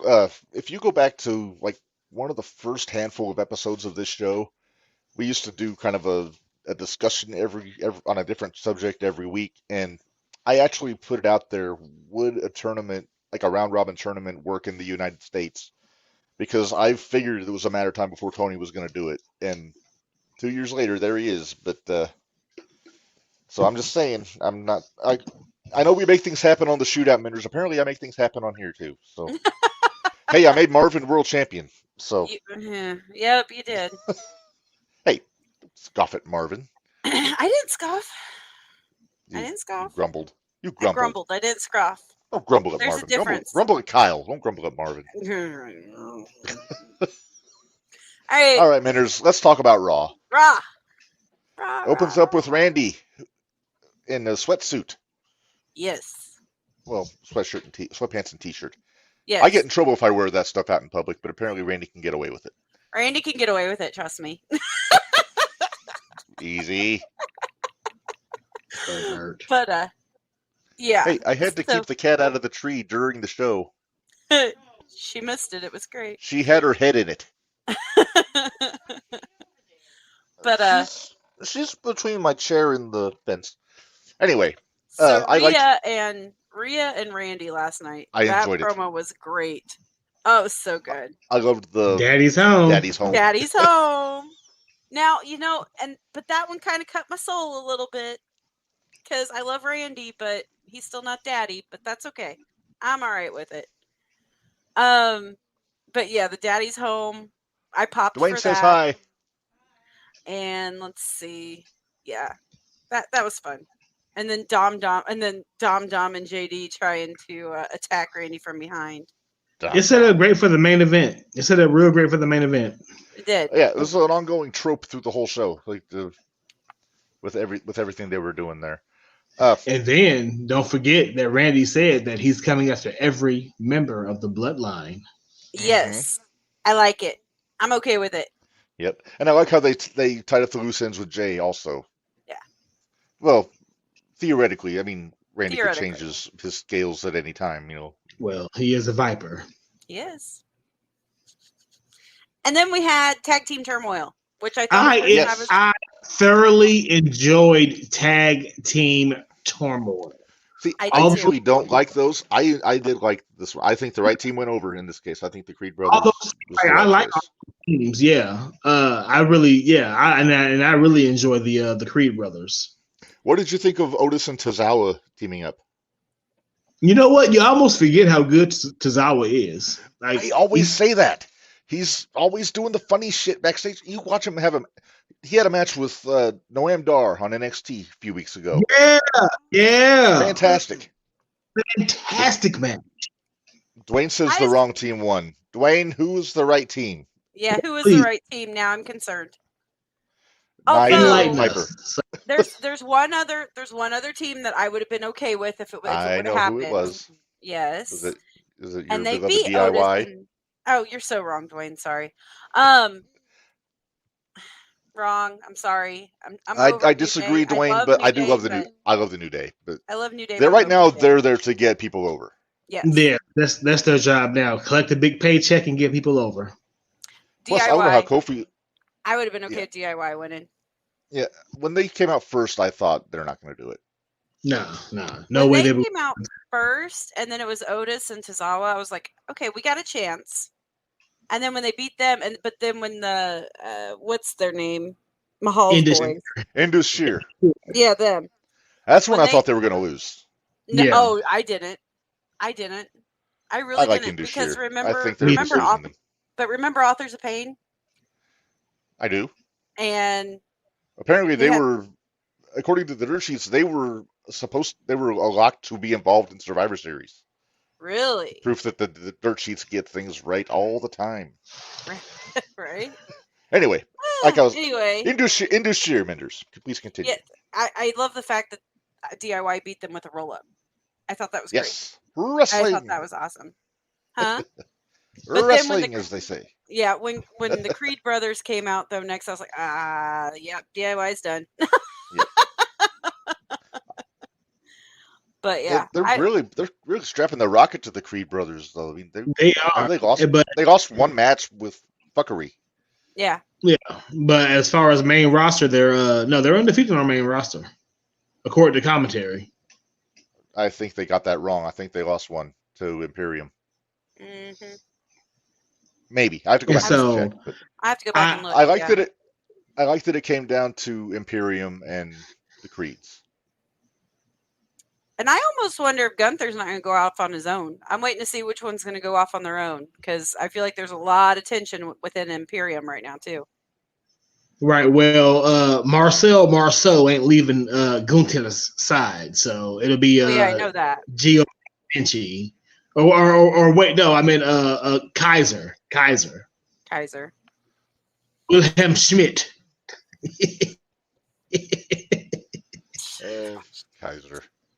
Kaiser been there. But yeah, I really enjoyed Tag Team Turmoil last night, so that was fun. And then of course you had R-Truth running around backstage, which was fantastic. Yes.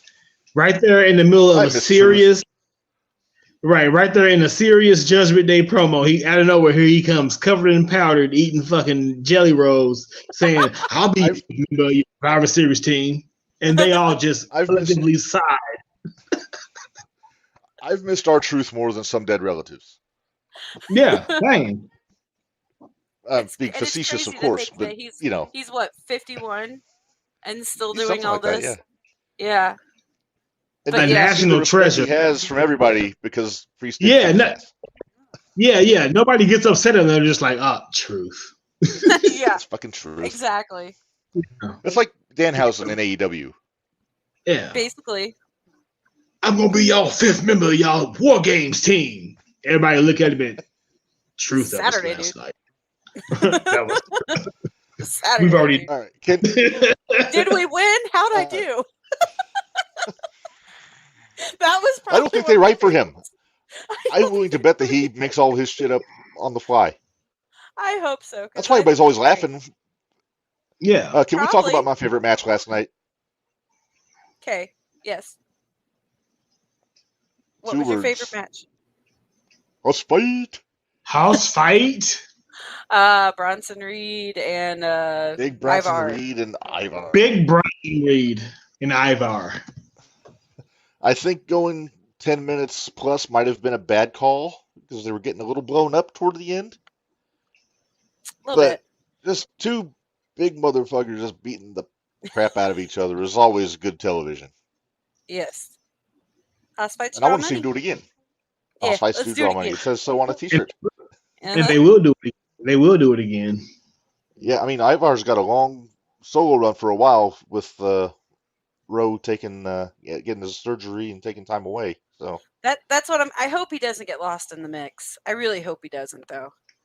I'm nervous that he might. They're really talking him up though when he comes out. But no, it was a fun match.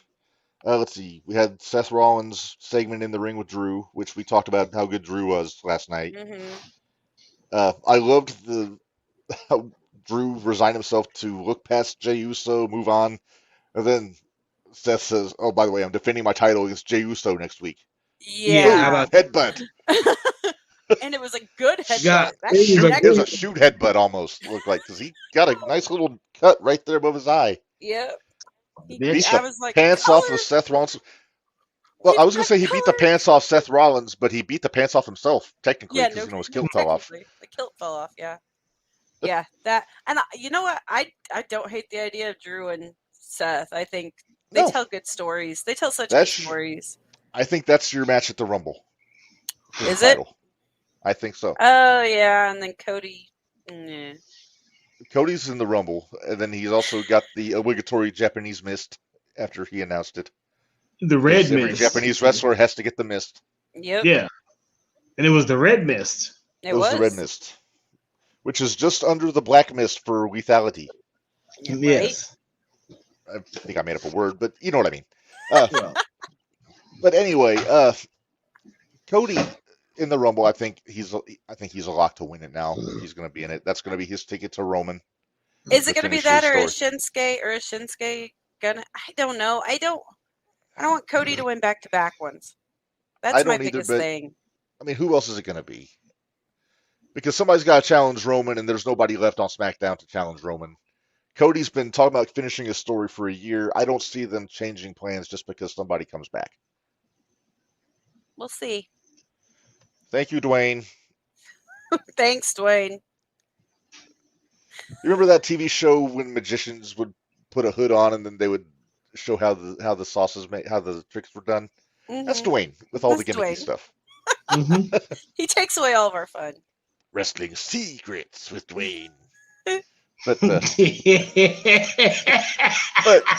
but I know. I think I have another T-shirt idea. I think you do too. But anyway, I know some of us in our little group chat, AJ was saying that now that Punk's back, he's going to move right up to the top of the line, challenge Roman. I don't think that's the case. I said it in the chat. I think the business for Punk right now is Rollins. Dwayne asked in the chat earlier if the Rollins reaction on Saturday was a work or a shoot. I think both. Yeah, Both. I do too. I think both, but I think everybody there knows that there's business to be done there.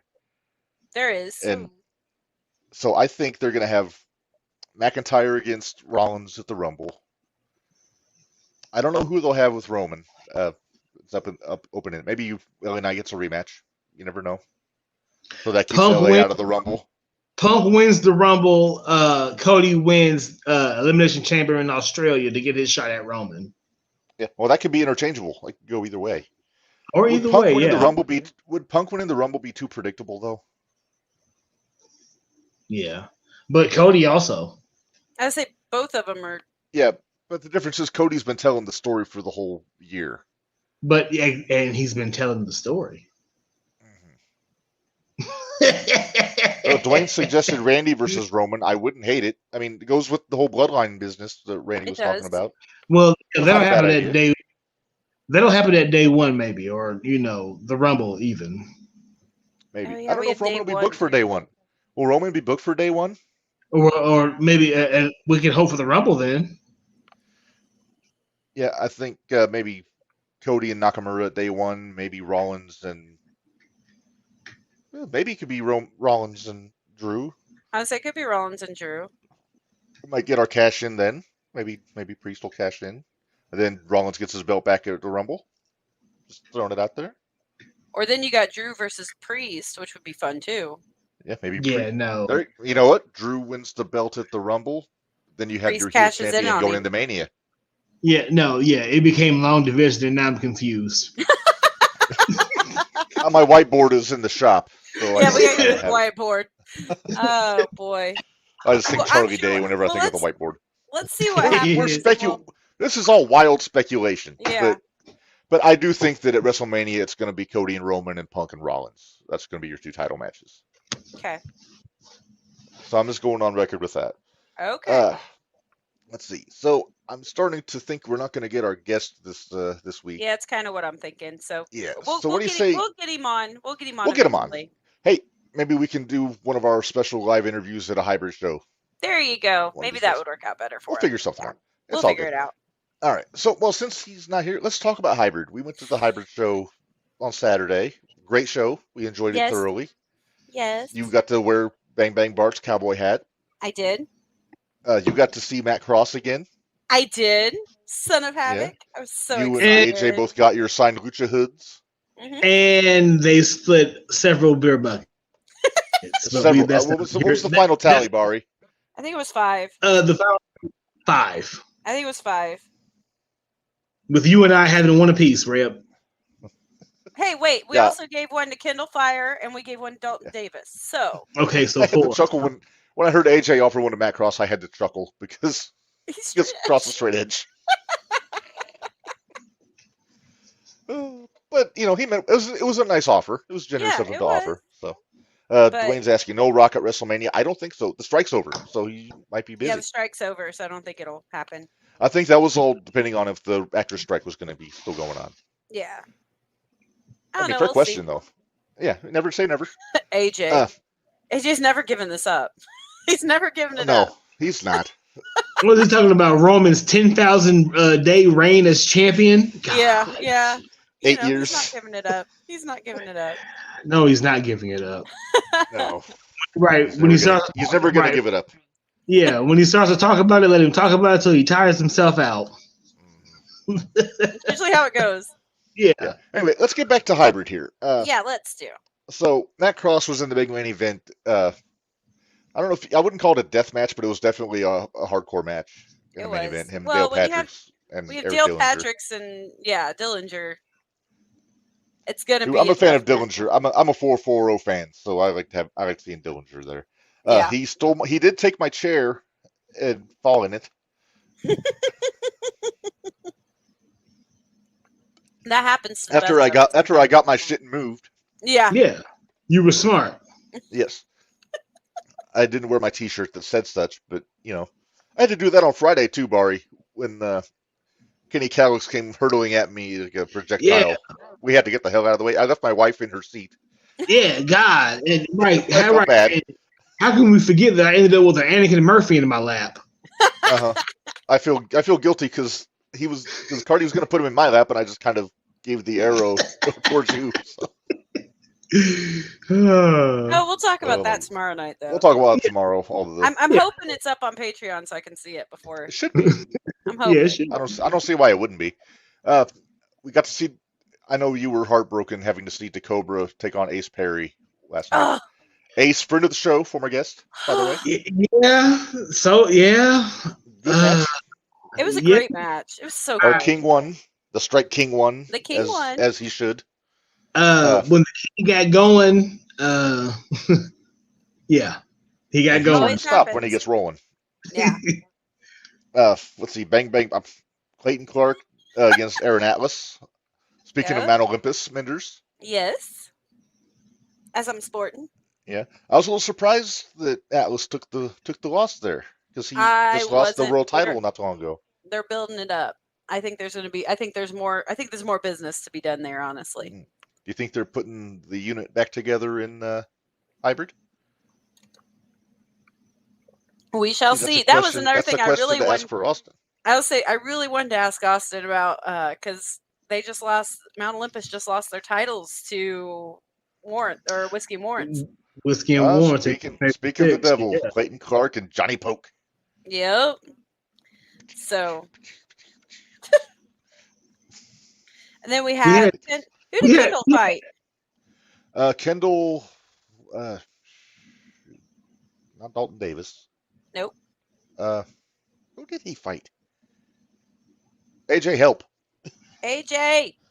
Hey, we had a tag team match though, and I think I ticked off We one did. of the wrestlers in that show. Well, he returned the favor by stealing your fudge. He did. Little jerk. Our buddy Tyler Scott, Kendall the fudge fought thief of Stetson. Danville. Kendall fought That's it, Stetson Winners. Yeah, Kendall fought Stetson Winners, my fellow Danvillian Stetson The Winners. one that stole my fudge. Well, he was given your fudge He was. unlawfully. He was, That but that's okay, Tyler Scott thinks he can get away with it because he's a cute kid, right? or so he thinks.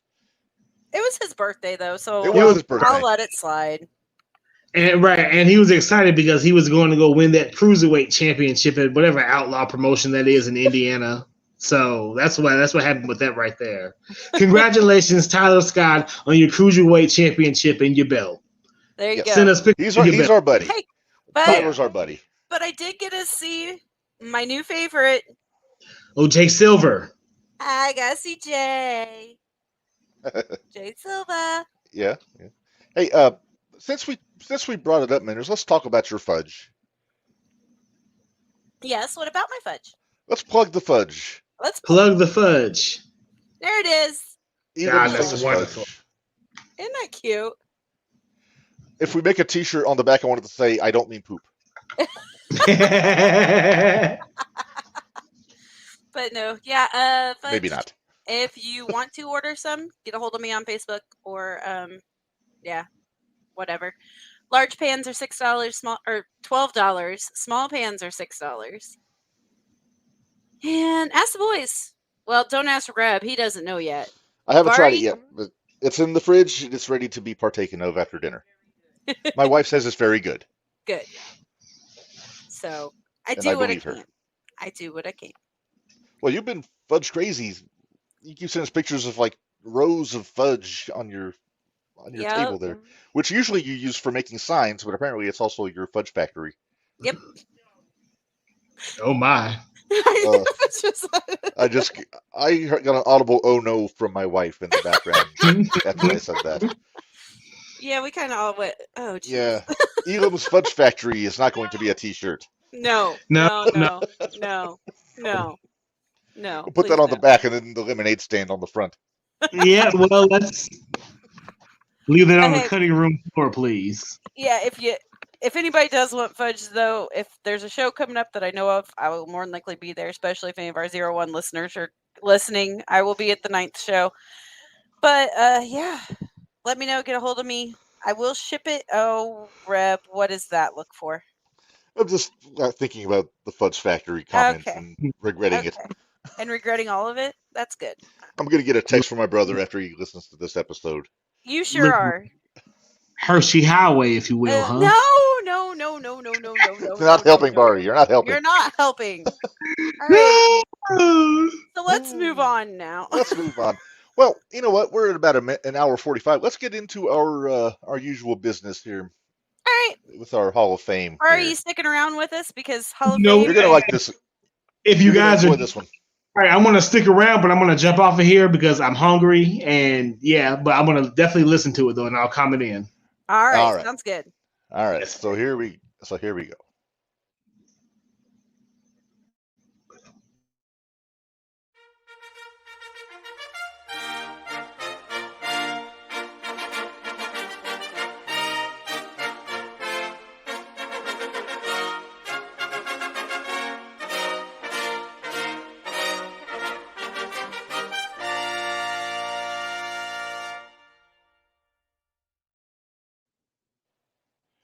All right. So the JTR Hall of Fame. Yes, Dwayne. I- There's a top 10 tonight. Hold your horses. Sorry. Don't get ahead of me. Although Dwayne, I don't know if you heard, we're going starting next year weekly, and then we're going to be alternating week to week between the top 10 and the Hall of Fame. So there will not be a top 10 every episode. Right. Just an important programming note there. I took the liberty of picking this week's Hall of Fame inductee because Minderz couldn't think of one. It wasn't that I couldn't think of one. I just couldn't remember whose turn it was to pick. My bad. Oh, okay. All right. Well, next episode is your pick. Okay. All right. So we get to thinking. But in the category of guys who should have probably been in a long time ago. Yep. There you There go. he is. The $1 Million Man, Ted DiBiase. If you listen to Boyd Pierce from Omaha, Nebraska, but I think he's actually from Texas. I'm trying to see if what are those hundreds or those Yeah, they're tens? hundreds. No, they're Okay. hundreds.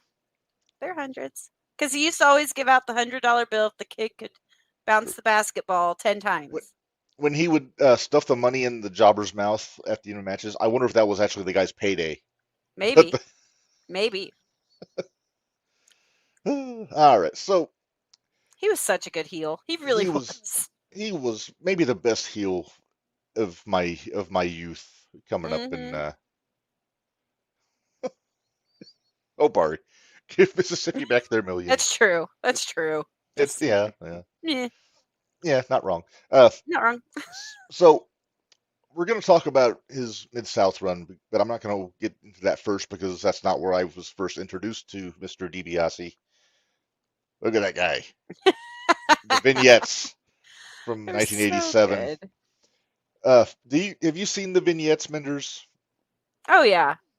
Come on now. Who hasn't seen the vignettes? That's true. I think my favorite was when he paid the guy at the public pool to kick all the kids out so he could go Yep. swimming. Yep. I think there was one where he paid the hotel to take the honeymoon suite and kick the couple out of it that were in there. Yep. It's such a good heel. And Well, it's like AJ said there earlier. Everybody's got a price for the $1 Million Man. it's so. true. But there was, I guess the problem was when he first started doing the gimmick, and I love the story about how they protected kayfabe in the gimmick because Vince basically told him that he wanted Ted to be the $1 Million Man, like everywhere. So he would go to like I forget what department it was, and he'd get like a big wad of cash to carry on with him everywhere. And he would go and he would pay people's like dinner checks at fancy restaurants, and he would just throw his money around just to kind of establish the character. But the problem is he started getting cheers. Yeah. He's giving everybody money. He's giving everybody money. Why not? Yeah. So that's when he started doing the stuff like with the kid dribbling the basketball and kicking the ball away before he could get it. And Yep. But yeah, so they had him flying first class and taking limos to all the shows when everybody else was driving rental cars and riding coach and everything. But I don't think he had heat though over I don't that, think he did it. surprisingly. He was drawing From the what I've money. heard, and he was always, he was still He was very generous. humble. He He was was very humble. Yeah. humble. Yes. And I Uh, think that has a lot to do with it. If you're good to the boys are good to you. oh yeah. So, Uh, do you remember you were there when Teddy was at the expo, right? no, he's going to be there this year. Okay, he was there the first year I went a couple years ago, and he told the Okay. story about the kid with the basketball during his Q&A.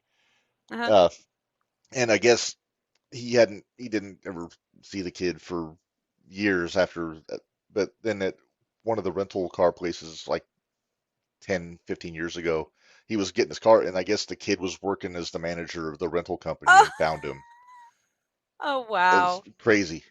That's And I guess, awesome. yeah. That's awesome. It's crazy to think how things like that can happen, Oh, you I know? know. Yeah. Uh, all right. So you got Teddy, you got the vignettes. Of course, you got to talk about Virgil. Virgil, The he's foot crazy now. rubbing is. It's okay. Oh yeah. Oh, I have a whole folder full of pictures where I photoshopped Virgil at his table in different places. I don't know if Oh I shown you my. those, Minderz. No. I may have to start sending those in the group chat, like peppered in Okay. here and there. But yeah, Sounds here we good. see Virgil twisting the fungus off of Teddy's toes Ugh. in the locker room. He looks thrilled. Yeah, Uh, doesn't he? yeah. Did you ever root for anybody more though than Virgil when Virgil started to turn on $1 Million Man though? Oh yeah, yeah. That was so fun. When he It was was with like, Piper, when is he gonna get sick of it? When is he gonna I get loved sick it. of it? The Rumble when he finally hit him with the belt. And Piper was like yelling at him from commentary about all that stuff. It was just good stuff. But before we get to that, we got to talk about the Yep. Megabucks, Megabucks. DiBiase and Andre. When DiBiase temporarily bought the contract of Andre the Giant. Yep. Don't take my seat. I'm going to need that here in a little bit. She's in my on my spot at the couch. Uh, so these three are involved in probably the greatest angle ever cooked up on television. Yes, they are. Yeah. Look at that. I was so heartbroken though. Oh, I mean, legally, yeah, Andre can't just hand the belt over to somebody, so I got why they vacated the title. I just wish they would have had DiBiase win the tournament. Yeah. I mean, because I love Macho and I wanted them to stay babyface, and then you can do Hogan and DiBiase at WrestleMania 5, get Hogan his belt back then. But it Hindsight's seems like 2020. it makes no sense to me why they never had that match one-on-one at WrestleMania, Hogan and DiBiase. I know they did the tag match at WrestleMania 9, but still, Yeah. it was like the natural, like the top babyface and the top heel. It just should have been It co-joined should with have each other. worked. It should have worked. I mean, heel Macho against Hogan was fantastic, but still, I mean, you could have done Hogan and DiBiase instead of Hogan Warrior. Yeah. I'm Although I'm always guilty of armchair booking here and there. we both are, it's fine. Yeah. What's your next Ugh. picture? I want to see. All right. I want to Next see. up. Okay, so after the singles run, the whole stuff with Virgil, he took on Sherry as his manager for a bit, and then he wound up going on to his last big run as a wrestler before back injuries made him retire. Yeah. Money Inc. There you see it there, him and IRS. We get to meet them this year at the expo. I'm We excited. do. I can't wait. I'm hoping there's a photo op with Money Inc. with the belts. There better be. Especially if Jimmy's there again this year. That'd be fun. I am going to ask a question of IRS if they do a Q&A. What's that? If he paid his taxes? No, I'm going to ask if it's true that there was talk of having a tag team with him and The Undertaker called Death and Taxes. That would have been. Oh, that would have been fun. I heard Bruce Pritchard say that was actually an idea that was pitched, but I want to know if Rotunda ever heard about it. Because me, I love my wordplay. That would have been great. Right. Yes. So DiBiase and Irwin win the belt a couple times, beat the Road Warriors and the Natural Disasters. respectively for the titles. And then DiBiase, the whole time he's going to WWE in WWF, he's also going to Japan here and there, teaming with Stan Hansen Right. in All Japan. Winds up hurting his back, so he had to retire. Became a manager, and who can forget the $1 Million Corporation? Right. Look at those guys. Never won a match on a pay-per-view. None of them. Not a damn one of them. The whole. And this is just But a man, look handful. at the people that are in it, though. And this is only a fraction of them. You got Bigelow, you got Kama, the Godfather, you got Tatanka, Right. you got Bundy there. Then you add to the fact you got, I'm trying to think who else was all, IRS, of course, was in there. Later on, Steve Austin, Sid Vicious, X-Pac. I'm sorry, 1, 2, 3 Kid, kayfabe. Right. And yeah, it was just a who's who of guys that should have been better. Right. Of course, main event of WrestleMania 11, managing Bam Bam against LT. See, there's Austin. Look at that guy. I was the He looks ringmaster. He looks none too pleased with his name and his position at this point. Well, I mean, I he heard was he the wasn't- ringmaster.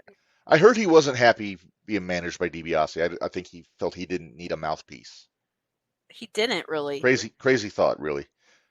Yeah, But, I mean, he didn't really need a mouthpiece. No, and that's not a knock on DiBiase. It's Mm-mm.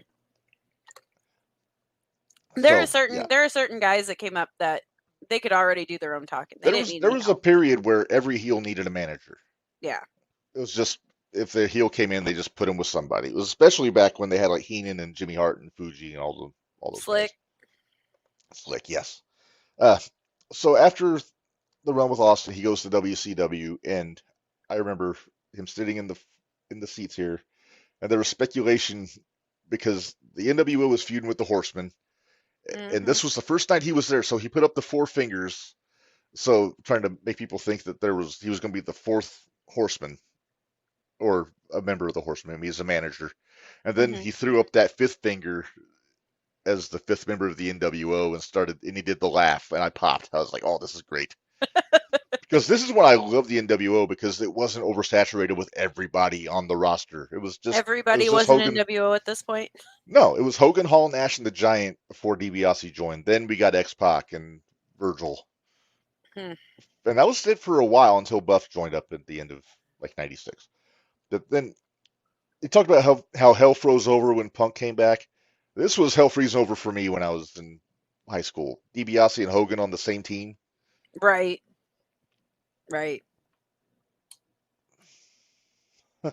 Billionaire Ted. Yep, that's what Hogan called him. Billionaire Ted. Yep.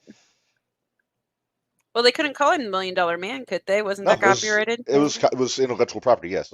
Yep. Ted DiBiase's his real name, so he could use that. But Right. then after he left for the NWO, he started managing the Steiner brothers. It was okay, not great. Yeah.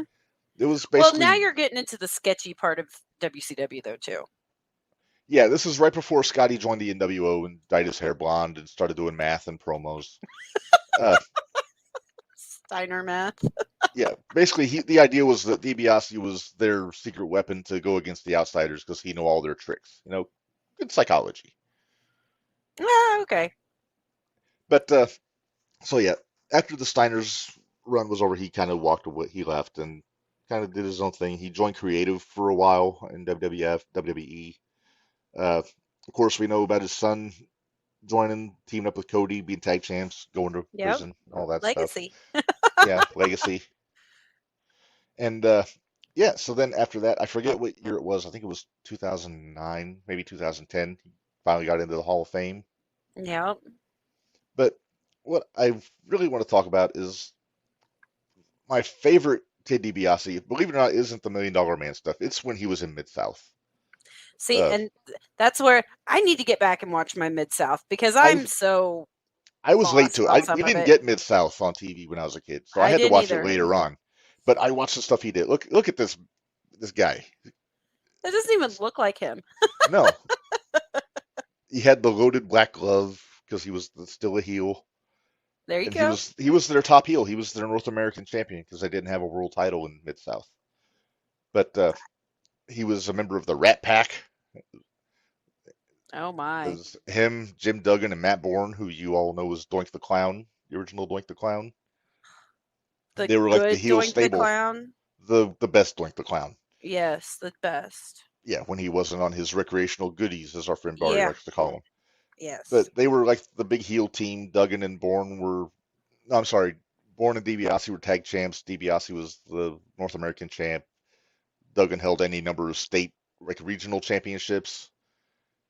And then, yes, Rat Pack Barry, you were right. And then after a while, he joined up with the dreaded Skandar Akbar, still as a heel. But the thing that really turned the corner, he actually went babyface in Mid-South as a wrestler. And this is I a think match I've I don't heard think, Cornette talk about him being babyface in Mid South. Mhm. So But there's a match that you will not like, Minderz. shocker. Oh jeez. Wrestled Flair on TV. Let a gusher before the match even started. It was a whole thread through the whole show. That happened at the beginning of the show. Halfway through, Bill Watts goes on camera saying that DiBiase demanded his title shot even though he was hurt. So he goes out with the big Spirit of 76 head bandage on, wrestle Flair. Bandage comes off. He's bleeding like a motherfucker. Winds up so woozy that he falls out of the ring and gets counted out. And then Dick Murdoch came and gave him a brainbuster on the floor. Just good stuff. Sounds like it. But Sounds that's like what. my type of match. But he went into the match as a heel, but he got over as a babyface Yeah, it's a baby. in the Yeah. process. Here he is without the blood. Yeah, As a now smiley see, baby face. now this is getting more into the way I remember DiBiase right there. Yeah. The Mhm. feathered hair and the yeah. Oh yeah. There's a match out there, Minderz, on YouTube that I think you'll enjoy because it is the most overbooked fiasco of a match I've ever seen. So I won't enjoy it, is what you're saying. I Okay. watched it today after I got home from work, and I had to show Stacy a little bit of it. So, as a backstory, when DiBiase was a heel in Mid South, and Barry, I'm gonna test you. I want to see if you know what this match is before I say it. Oh, Dwayne, yeah, you're right about this one. When he got pile driven on the floor, then several more times by the Freebirds in the ring. Yeah, the Freebird feud was awesome later on. But anyway, so he had a feud with Duggan going around the circuit. Mhm. They have a series of matches, each with a different stipulation. They have a cage match, coal miner's glove match. Coal miner's glove on the pole. Right. Tuxedo match. That's why I was bringing up the tuxedo match earlier. Ugh. Yeah. Okay. They had a loser leaves town match. They had no disqualification. Every match you can imagine. Then the blow off of the feud, they put all of them together in one match. You know what we Literally. call that? We call that Mama's house. But no, it's no bullshit. It is both guys in tuxedos in a cage with a coal miner's glove on a pole, loser leaves town, no disqualification match. And it was loser leaves for 30 days. So, see, Oh, Bart, well, yeah, you were 'cause- half right. But I love how they used to do the loser leaves because they would do it permanently if the guy was leaving the territory for good, moving Right. on. In this case, it was loser leaves town for 30 days because Teddy had a month-long tour of Japan coming up. So that's how they got him off TV to go do That makes sense. yeah. It's good old-fashioned booking, Bill Watts, say what you want about Bill Watts. I love the booking in Mid-South so much. That's my favorite of all the territories back in the day. Even more so than Crockett, believe it or not. Wow. That's impressive.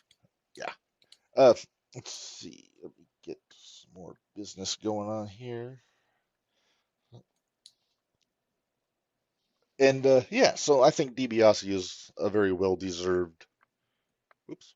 Again, one of What? those that why isn't he already in? Oh yeah, we don't have enough time. Oh, there it is. Yeah. Especially now that we're going to be doing every other week with the Top 10 Tuesdays and the Hall of Fames and everything. So we are going to conclude the Hall of Fame and move on to our top 10. And we're doing pretty well. It's 8 o'clock. We are. So we're getting it figured out here. So I'm really kind of curious to actually, speaking of, I'm really kind of curious to see about this NXT match if Wesley's going to pull it off. Because he's in there with some heavy hitters. So yeah, all former North American champions, as I understand it.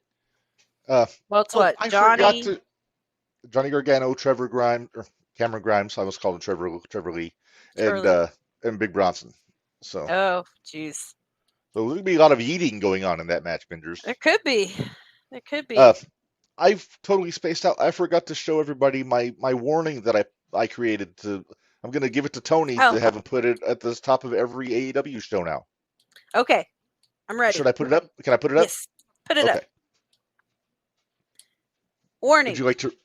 Don't let the fact that the higher ups in this company let the talent do whatever they want to fool you. The stunts performed on this program are stupid and should not be attempted by anyone. Do not try this at home. And that includes the wrestlers should not be attempting some of this crap. Yeah. Sorry, I added that bit.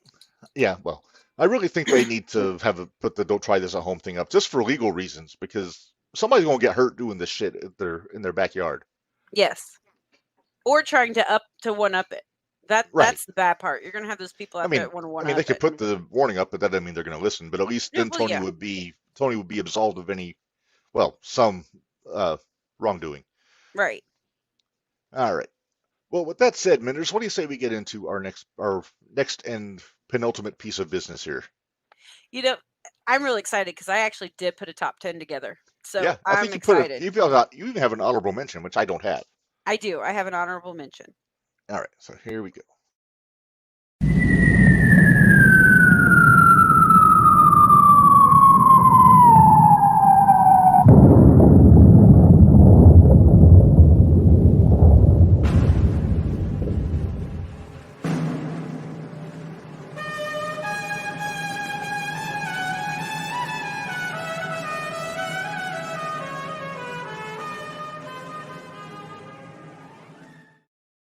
I swear, if I ever get to be a manager, I'm using that as my entrance music. Hey, it's good enough for Don Rickles. That won't work very well for BA, though. Come on now. No, maybe not. But if it's good enough for Don Rickles, it's good enough for me. Yeah, that's true. All right. So our subject this week for Top 10 Tuesday: Top 10 wrestlers under the age of 30. And our criteria, Minderz, is literally from up to the age of 29. If you were 30, you do not qualify. Which took out like 3 of the ones I wanted. Because they turned 30 this year. It took out a couple of mine. That's why Will Ospreay's not on my list. That's why Dragunov isn't on my list. Right? That's the reason Butch isn't on my list. But he's 30? He turned 30. Oh, I thought he was like, well, no, he's been there for a while, because I remember he was like 25 when he debuted, so that makes sense. He's 30. I looked it up, believe me. All right. Well, Minderz, before we get into the countdown, what is your honorable mention? My honorable mention, and it's because, and here's AJ, knock it off, dude. AJ, that's the kind of shit Dwayne does. Yeah. No offense, Dwayne. So my honorable mention is Daniel Garcia. That's my honorable mention. And the whole reason is because of his dancing. I hate his gimmick. If he was a better dancer, would he have made your list? No. If he would cut the dancing completely out and got away from Jericho and been straight up wrestler and not a sports entertainer, Red Death, I would be all about it. He had a phenomenal match with Tom Lawler at a Black Label Pro show I was at a couple of years ago. I can imagine. Like I said, whenever he's wrestling, he's great. Yes. I can't stand the dancing. I'm over it. No, the dancing is awful, especially when he was doing the shit with Billy Gunn. That was just exactly.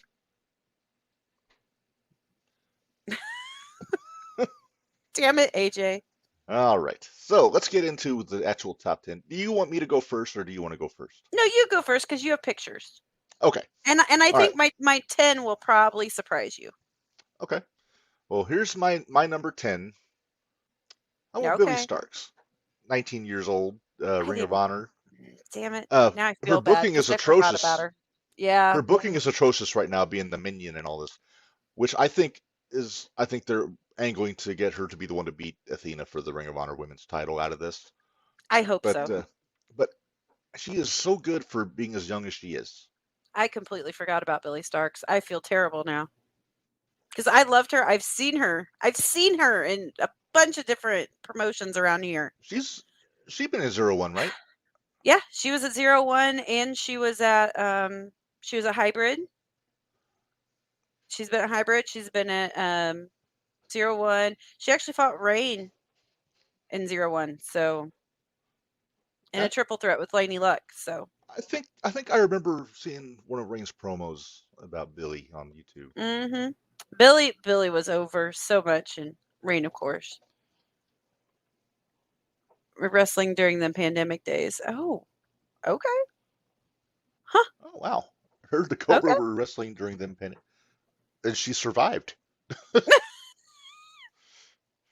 But yeah, good pick. Good pick. So Thank people you. might scoff at my number 10. Yeah, she Okay. was part of the first hybrid eliminator match. And it was like Ace Perry, Sam Knight, Aaron Atlas. AJ'd have to help me with the Babushka? other two. I don't think it was Babushka. I don't remember. But Bang Bang my Mark? number 10 is Nathan Frazier, and he's 25. Ooh, okay, very strong pick. I like Nathan Frazier. He did not make my list because I forgot about him, but We'll just in see. the I don't context of feel the so bad. list. But Yep. no, I love the stuff Cameron he's doing in Saturn. That was NXT. the other one. Okay. Cameron Saturn Oh, was in okay, that eliminator too. gotcha. So All right, Nathan Frazier is a strong pick. I like it. All right, my like I number said, he was 9. 25. So I was like, yes. All right, my number What's your 9 number 9? is not. I've got him this low, not for his talent, but for just I'm not wild about. Well, I'm okay with most of his booking. I like the fact he's in the team that he's in, but he kind of got shuffled down the mid card a little bit here. Nah. Austin Theory, 26 years of age, former U.S. champion. I could see him and Grayson Waller as tag champs, like the shitty heel tag champs. You know what I mean? I'm so over Grayson Waller. I'm sorry. Not a fan. I like him. He's good at being the shithead heel, and I I appreciate that. guess. So my number 9 is Kyle Fletcher. He's 24. Okay. The bridegroom of Sky Blue. Yeah, I don't hold that against him. No. I do like Aussie Open. I think they're a really good tag team. I So. do too. I like Aussie Open. AJ says Austin Theory will be WWE champion in 5 years. I wouldn't honestly. I'm Wouldn't okay with surprise it. Yeah. Actually, you know what? Maybe him and Punk should do a singles run. That'd be good. I mean, assuming the Punk is going to go. Punk might be a free agent. He seems like he might I'm be the assuming kind of he guy that can go probably wherever he is. wants. Yeah. He's I'm got that assuming Brock he's a spot, free you know. agent. Yeah. He's got Brock status. All right, moving on. My number 8, fresh out of the joint, Dirty Dom. What? I love War the Games, shot that War Cole. Games cage? I love Most time the he shot spent that behind Cole took bars. out and said, "Yeah." This is the most time Dom great. spent behind bars. So you had He's having Dom. flashbacks to being in the hole. So my number 8 was Austin Theory. So Oh, okay. All right. so yeah, we were just about on the same page. So Hangman Page is not on our list. no, hell He might no. he might be in his 30s though. He is. All right, we are to number 7. Yep. All right. This one will shock you for me, but I want to see what yours is. All right. Konosuke Takeshita, Yeah. 28 years of age. I love his work. I mean, he's so much better than how he's being booked in AEW. Yeah, he is. Well, Oh, AJ. here's the thing. Here's the thing, though. When he was first being booked, they were doing it right. Now he's getting lost in the mix, in my opinion. He's kind of getting overshadowed by Don Callis. Yes. Yes. So my number 7 is Logan Paul. He is 28. Ooh, interesting. You know what? Hey, for his ability in the ring, exactly. I'm okay with it. And he's the U.S. champ, so, I'm interested to see what your number 6 is. My number 6. Let's see. I went the NXT route for number 6 here. Okay. Roxanne Perez. Okay. She's just a I mean, she's been in the business about 8 years, but she's still just a baby. She's 22. Yeah, she is a baby. Well, she's one of Booker's kids too, isn't she? Oh yeah, yeah. Such a good worker, which I've thought since she was in Ring of Honor. Mm-hmm. So, I did go. I went AEW on this one, and I actually went with Toni Storm because she's 27. Yep, like I said, best thing that AEW's got in their women's division right now. Maybe one of the more entertaining acts in the company as a whole. Yeah. Oh, I agree. I agree. I'm still with AJ. I want to see Danhausen like as her obsessed stalker. It's just It's already got it the writes black and white itself. makeup. It does. It writes itself. Yeah, Hello. it does. Just for the And he'll start- interaction, I'd be up for Exactly. What's your number 5? Number 5, still with NXT here. Him, Carmelo Hayes, 29 years of age. Yep. This guy's special. He is. To paraphrase Jim Ross, he's a blue chipper. He is. He's kind of got it all, and as soon as they can get him pushed, I'm Wayne, I'm starting to wonder about you. I am Storm is too. boring. really Shame starting on to you, wonder. Dwayne. Shame on you, Dwayne. My number 5 is Tyler Bate. He is 26. I am a fan. I am a fan of Tyler Bate. Yep. Yes. Big strong boy indeed. Big strong boy. I don't Now I'm know how I feel interested to about see the- if our number 4 is the same, because I know I our can- 3 isn't. So I promise you our 4 is not the same. okay. I had Tony number 4. Okay. And I had to go with a black and white picture just to, Well, duh. You appearances. have to. And if you haven't seen her accepting her championship on Wednesday, go out of your way to go and find that and watch it. It was gold. Yeah. Everybody played their part so well in that segment. My number 4, Number 4. Braun Breaker. Ooh, 25. yep. Just a pup, no pun intended. Just a baby. Yeah. He is a pup. Well, should I just go with my number 3? Yep. Go through number 3. Well, we Braun weren't Breaker, off too 26 much by years. that. No, we're pretty close. Man, just his ability in the He's so good. He's so good. Everything he does is tight. I like his promos. Sounds like a Mhm. cross between his dad and his uncle. Like in his Sounds in like his a grown voice. ass man. That's what. Oh,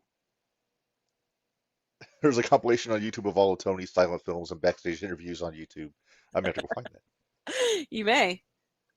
All right. But no, Braun. Yeah, if he's not on the main roster by 9 after Mania next year, I'm confused. I think he should be in the Rumble this year, but I think he will be. I honestly do. Okay. I think he'll be. we said that last year too. We did. I think he's ready though. I think he's ready this year. Okay. All right, we're going to our top 2, and AJ has already made Number his guess 3. on the We're comments. at 3. Oh, You just number did your 3. 3. You're number 3. You're number 3. My number 3 is Mello. Ah, Mello. Yep. Him. Hayes. Yeah. I don't know how old Trick is, but I didn't have him on my list. But he has been doing I good didn't work, either. I don't know. Let me find out. Yeah. I'll find out real quick. though. All right.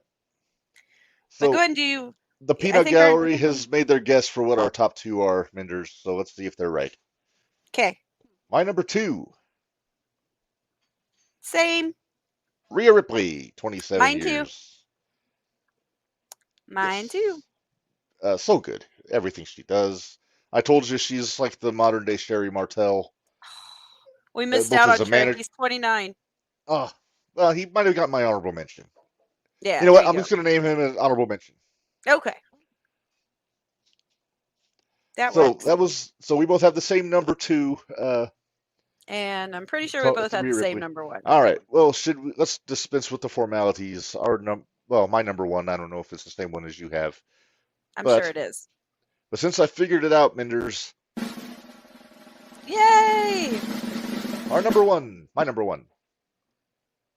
Maxwell too. Jacob Friedman, MJF, AEW World Champion, Ring of Honor World Tag Team Champion. Better than Up you, and and you know it. exactly. Better Uh, than you, baby. looking notwithstanding, he's so good. Everything he Yeah. does is so good. Even outside of the Oh, ring, like poor even AJ. his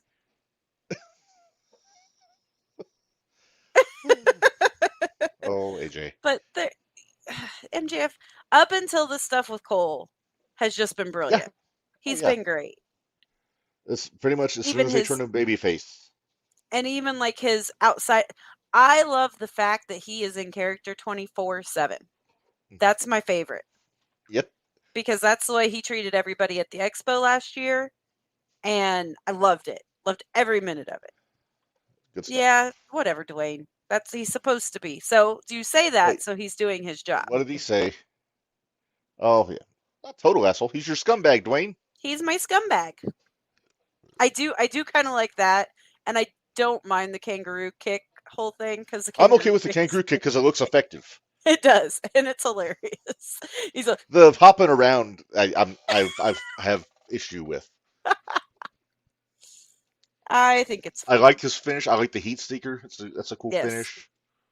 I like that he just does a regular Fujiwara armbar as a submission finish. Yeah, I do too. Look, I have a notebook now, Breb. I have a notebook. Hey, look at that. I'm moving up in the world. Oh, Can hey, we look pay who's some in the bills? chat. Look who's in the chat. Devin Quinn is in. Devin! Yeah, hey Devin. Well, I have your tag partner's cup. Devin Quinn of your new favorite tag team in Hybrid Yes. Championship Wrestling. They are my new favorite tag team. Yep. Although it's so weird because I used to hate them a lot. Oh yeah. Oh, you used to give them the business regularly. I did. But we may have to have Devin and Jay on the show sometime. That'd be so fun. Devin, you want to come be on the show?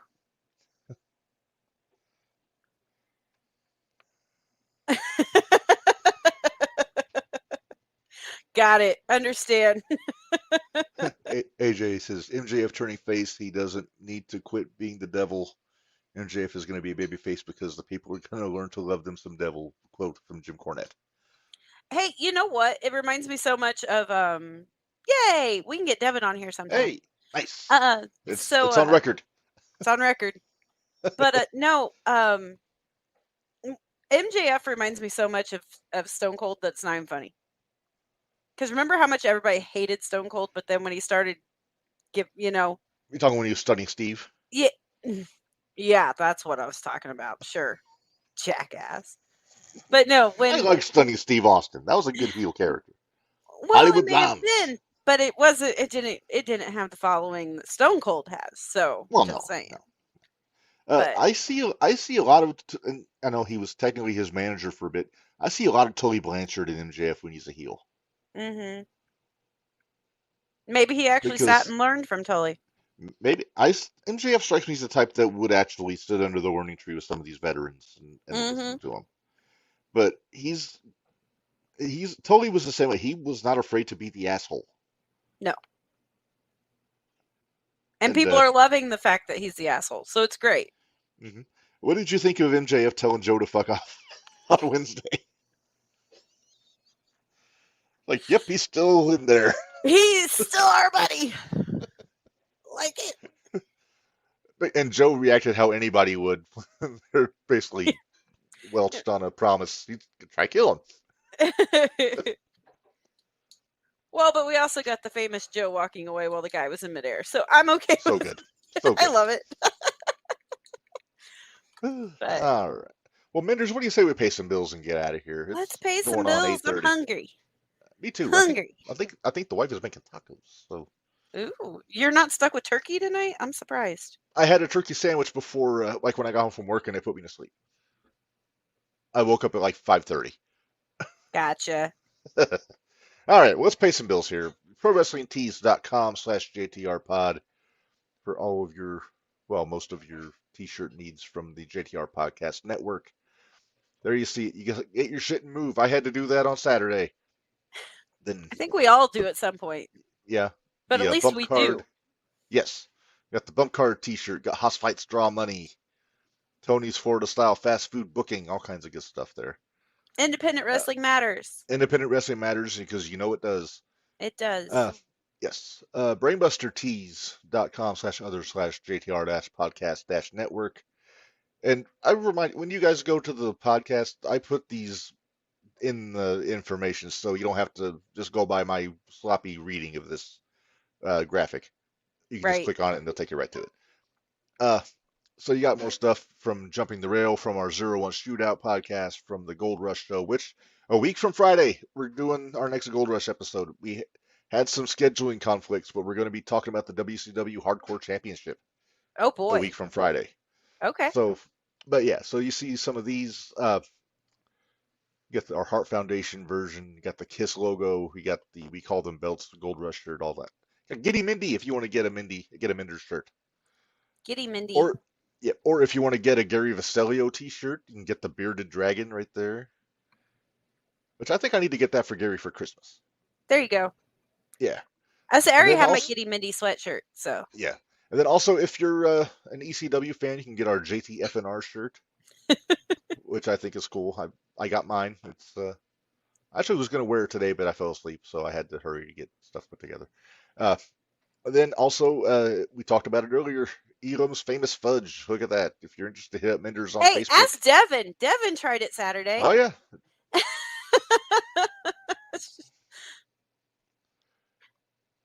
You know what? AJ makes a good point. Independent wrestling matters because your favorite WWE, AEW guy was somebody's favorite local guy first. It's very Yes. true. Very true. Dwayne, he had a wrestler end up in his lap. I forget who was it. Saving Gage? Maybe. I forget. There you go. Half a tin of fudge in like a night. He did. That fudge can be addicting when it's done properly, and as I I understand, enjoyed this the has fact been- he was walking around just scooping with a spoon. It was great. Very nice. Very nice. Devin, I you bet have he to had go a back face and like this. listen. We did talk about the show Saturday, Yes. so Yeah. yeah. See, I have to keep. I And love then, of that. course, yeah, I think my favorite thing tonight though has been Napoleon Tony part. Oh boy, Oh, Tony, he makes it so easy. he does. It's low Makes it hanging too fruit. easy. It's fish in a barrel, if you will. All right, we're getting off track. We're getting off track. Let's get out of all here. All right, let's get out of here. Don't forget tomorrow, 01 Shootout Oh podcast. yes, tomorrow the 01 Shootout, and it's just going to be you and me, Minderz. Yep, No card guests subject this to time. change. That always We're, happens. Kind of always happens. It's all right. Yep, every now and then Oh. it happens, but we got a lot to talk about tomorrow. We do have a lot of 01 to talk about tomorrow. Yes. And I need to talk to you about if you have a I can't even talk, specific TikTok that needs to be viewed. If you have Oh. the video, I'll have to get that to you. I mean, I probably had the video on my phone because it was my video that they used. So Well, that's true. Yeah, I can so I get can that. find it and I'll put them up on there. But There you go. a couple of action shots from the big cage match in Terre Haute. Yes. Yes, We yes, will Dwayne. talk we do. about and and and we'll talk about how I think I got more hugs at that show than any show I've ever been to, but that's okay. They know. They know. All right. Well, until our next episode, which in 2 weeks we are going to be doing another fantasy draft episode, Minderz. Oh, that's into It's oh gonna- crap. Okay. It's going to be Yumi, Bari, and I think AJ's going to be jumping on with us too and running through it. We're doing Stars of the 80s this time around. Okay. So, and it's not the fantasy supercard. It's not going to be matches. We're just drafting a roster in this. We're just episode, on that drafting episode. rosters. And then, of course, the episode after that, November 26th, we're doing our year in review episode. I believe Gary will be back for that one. I'm Uh, excited. I think Bari's joining us for that one also, and maybe Narj. I talked to Oh, Narj. we're He gonna might have jump quite in. we're gonna have quite We a might crew. have a whole crew. This usually the year in review goes long, so be prepared. Yeah, and we're already Yes. 2.5 hours tonight. But Well, 2:29. Yeah. All right, let's say we get out of here before it hits 2:30. okay, go. All right. So for Minderz, thanks to Bari for hanging out with us. This is Red. Remind you all, life is hard, work stiff, and we'll see you guys in a couple weeks. Thanks, guys. Back to you.